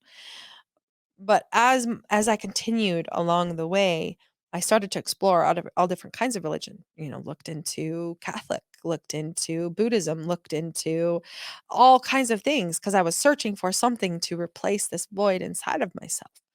And over time, what I've been able to come to with it is, you know, in my process of healing, I was able to discover Brene Brown.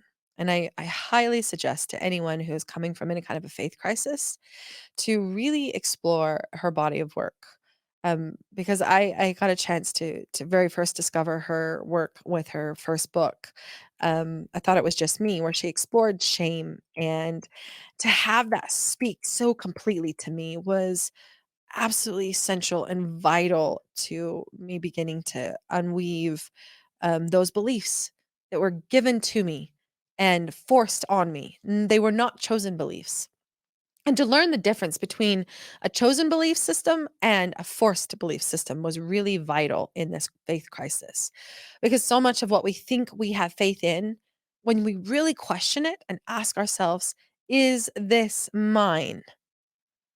A majority of the answer that instinctually comes back when we really listen to ourselves is no.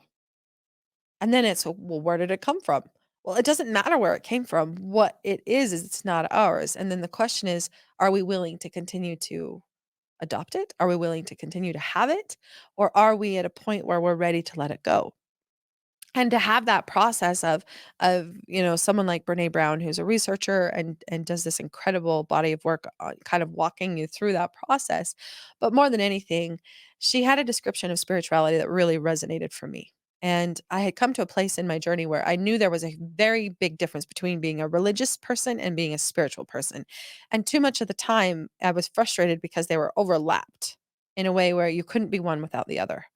And I couldn't be a spiritual person without belonging to a religion. And I didn't feel like religion had spiritual aspects at all. But she explains it as just this higher, this power that connects us all. And it doesn't matter the belief, it's what we do with that connection that we have to this higher cause and this higher power that we're all a part of. And that resonated with me, because I allowed myself to then realize that I'm a deeply spiritual individual.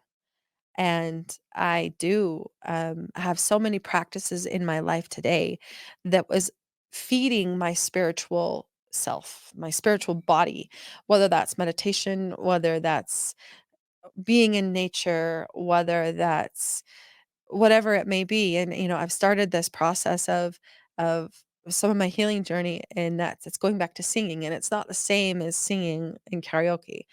It's this process of activating my voice in those moments of the most difficult pain and the struggle along the way, and being able to sing out my pain instead of internalize it.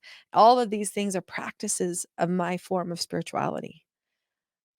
And that's really where I've come to in it is, yes, I went through a very intense faith crisis, and I've gone through more than one in this journey. But to arrive at where I am of articulating for myself what is my spirituality and what is my relationship with that spirituality. And I can tell you it's changing always. It's evolving. And as I evolve and expand as an individual, so does my understanding of my spirituality and my clarity on there is a difference between spirituality and religion because I am not a religious person. I'm very spiritual. Beautiful. Yeah, you've clearly processed that quite a bit. A lot. That's the That's tough stuff to beautiful. process, and, I want you to know, all the listeners that are out there that may be in the midst of their own faith crisis, keep going. There is light at the end of the tunnel. And no, it doesn't always make sense. To this day, there's a lot of things where I've had to process and confront my beliefs or what was the beliefs of where I came from that are really hard to find a reason. It's hard to say, why did this happen? Or why did we believe in this? And honestly, sometimes there's not an answer for it. But the question is what is it? What about now? Am I willing to hold on to this? And sometimes it's really hard because we want the answer. We want the this is why it happened to me the way it did. Or we want to reach back into history and say, Joseph Smith did it because of this. Well, at the end of the day, the question is how is this impacting and affecting us now? And are we at a place where we're brave enough to let it go?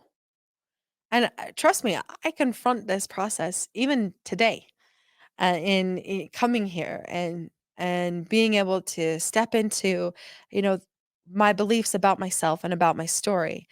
you know am I creating a difference? Have I come far enough along the way that I have something to share? All of these things, these beliefs that we have, because so much of faith crisis isn't so much about what we believe in as a religion, it's what we believe in about ourselves. And that's the real faith crisis is, do we have faith in ourselves? Do we have faith in our ability and our value? Or are we still in crisis with that? And sometimes we are. And sometimes we're better at it than other days. Beautiful. Wise. Um, what what's next for you? Like you've got maybe some plans. We've been scheming with you a little bit about why isn't there a podcast? Why isn't Elissa, why doesn't she have a podcast? Why does she have a YouTube channel? Maybe she should be a life coach or like conduct workshops and retreats because you certainly have enough wisdom not only to help your people but to help our people and we're all the same people at the end of the Yeah, day, we are all the same people. but our people needs a lot of help. So between our people and your people, we need you, Elissa, to the extent that you want to be a part of this type of work. So what how can people invest and support in you and what you want to do going forward? I really appreciate that question because what I can tell you is there is a great blossoming that we will see of Elisa. And what I'm here to do today is still in formulation. Yes, to all of those things. Is all that possible? Absolutely. And the way that people can support is as this process starts to happen, I'm here to tell people the next part of the story. I want to start doing retreats in Short Creek where people can come and see for their with their own eyes the evidence of what change and resilience looks like in the community. And they can hear the stories of the history. I want to continue to use my voice to be an advocate for women, especially in this day and age, and to help to coach people along the way. I want to be able to be an incredible speaker and empower people of all walks of life with my experience and my journey and how it applies into their own world. And so I would love to speak for people's events and be able to come and be a part of continuing the story and showing how we are all one people. It's not your people and my people and their people and that people. We're all one people in so many ways.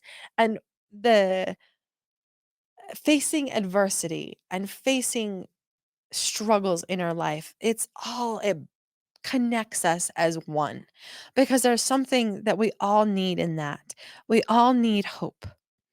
We all need a light in the darkness. We all need a reason to keep going when it's so dark and it's so heavy and it feels impossible. And if I can continue to work on that, then I would love to. Something that we've kind of been talking around back and forth, and people will start to see, and I invite the listeners to to stay updated for future. I'll have a website here soon. It's just elissawall.com. You can follow me on social media, Instagram, Elissa Wall, Elissa.wall, excuse me, as well as Facebook. And I'll be starting to announce these things as they come on. But one of the things I'm really excited is I'm working on a project of it's called Reclaiming Short Creek. And it's going to be this wonderful podcast slash a YouTube of the stories of what reclaiming Short Creek looks like and feels like, so that people can see firsthand through these stories and experiences of what that resiliency within Short Creek looks like. And then also really begin to curate and put into legacy the next part of the history, because Netflix did a really good job at one piece of the history, and now we get to step forward and tell our own history of where we are today and what we're doing. And so stay tuned. I think in this blossoming, it's not going to look one way, but I'm very open to this new season of my life, and that is, what does it look like for me to step forward in being in fully embracing using my life experience to create change and hope and methods of how to help people heal, how to help people take on their own hero's journey and return home to themselves. Because that's exactly where I'm at, is I'm in that process of returning home to self. It is a hard process, because even though I look at my life and I say, okay, I have faced tyrants and I have brought those tyrants down. And, the story that's often told to me is I was the David in the Goliath story.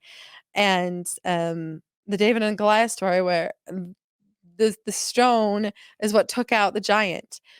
But what a lot of I'm experiencing now is there is this process where the hero has to return home to self and claim myself.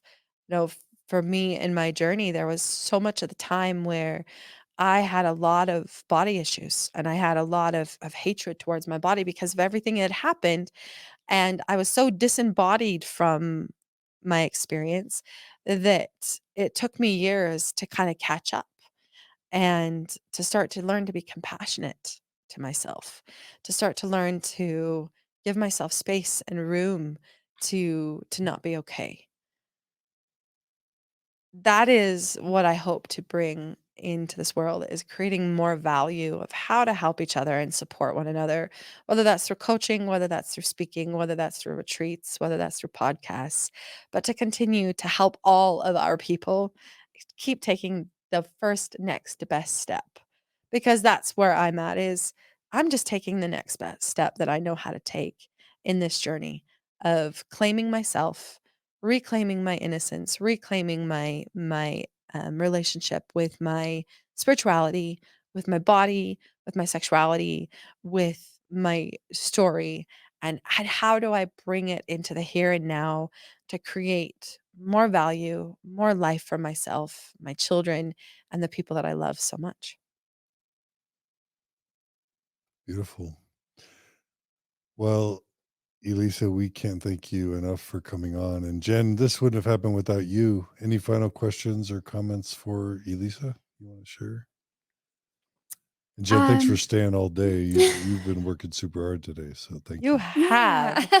I consider myself really lucky for both of you, and I'm watching. And to all the listeners, these guys are incredible. I've just recently met them, but they're champions for storytelling, and I'm so grateful to both Jen and John for it. And I'm watching them get more and more tired as we're going into the I'm not wee tired. What are you hours. talking about? We're going to the wee It's hours, 1 but a.m., but it's okay. I just want to say thank you to both of you for giving me space to tell my story, Mhm. the next part of the story. And it's important and it's messy. And for all of the people that are out there that have maybe heard parts of my story or maybe read my book and they're getting to listen to this and hear new things for the first time, thank you for creating a space for people to share their story because stories are what create true change in the world around us. And curating those stories and helping people to be brave enough and comfortable enough to tell them is powerful, magical work. And I thank you both for being a part of that. Yeah, I I want to thank you for coming on and telling us your story and being vulnerable and allowing us to see from your eyes the story that has been like broadcast um, all over the world, really, with the Netflix documentary. But um, to hear it from in your words and to share that with us is um, really meaningful and will touch a lot of people transitioning from high demand religions, no matter your FLDS members or LDS members or, other high demand religions that we have around. And I know you love Brene Brown, but so I pulled up her quote because I knew she had a quote about owning your story. But she says, owning our story and loving ourselves through that process is the bravest thing that we will ever do. It So, truly is. And there's a key word in that quote because that is a quote that has been a lifeblood for me, and that is loving. And I made reference to this Japanese art of the shattered pieces coming together, and I've often asked myself, what are the veins of gold that stitch us back together? And, I can tell you, as corny as it sounds, it's love. mm, It's love for self, it's love for the world around us, it's love for our people, it's being loved, it's giving love, and as I've had this journey of really an epic love story because I look at it and I see through all of it, of all the tragedy and all the pain and all the sorrow, I look at all the points where love was the thread that kept me going. The love for my family, the love for my people, the love for the voiceless women of the world who had endured so much pain and sorrow and trauma, and ultimately without realizing it, this vein of gold of love for self. And it's a process.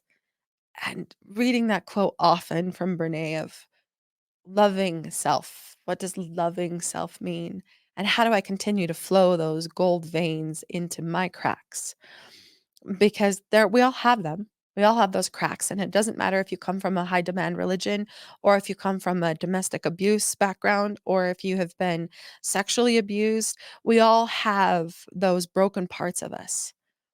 And my where I am today of being in a position where I feel that love everywhere I go. And to even sit here with both of you and to feel the love woven into this, it's continuing to allow me to continue my own art form of putting myself back together of the pieces. And to be in a position of there is hope, even after all the years of physical and psychological mental abuse, and even after going through a divorce and the collapse that happened and the reasons why it happened, and feeling so devoid of that love, to recently been able to do the greatest act of courage, and that was to open myself back up to love.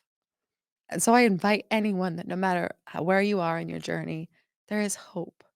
Because where I am today is I'm in this incredible partnership with someone that loves me and I love them with so much compassion because we see the cracks in one another, and we see how the cracks in one another is what lets the light shine through. And I hope that of all the listeners, that if there's something that you pull from this, and that is the incredible resilience of the human spirit and how important it is for us to have that. And spirituality is the representation of spirit, but that it's all weaved together with love. So keep loving yourself, keep loving your story, keep offering love, and continue to know that we're worthy of that love no matter what beliefs someone told us to believe, or whatever beliefs that we have transcended. Love is the key, as corny as that sounds. I believe that.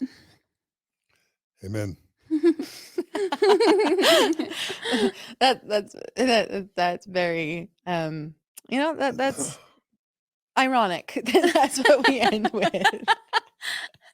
I have nothing else to say other than meet me, Elissa, and Jen in Short Creek for a weekend of retreat, history, and karaoke. Information coming soon. And if you drink wine, maybe some wine. Definitely. And, to all the listeners, reach out, follow me on different social media platforms, follow this journey. It's going to be fun. It's going to be interesting to see where it all goes.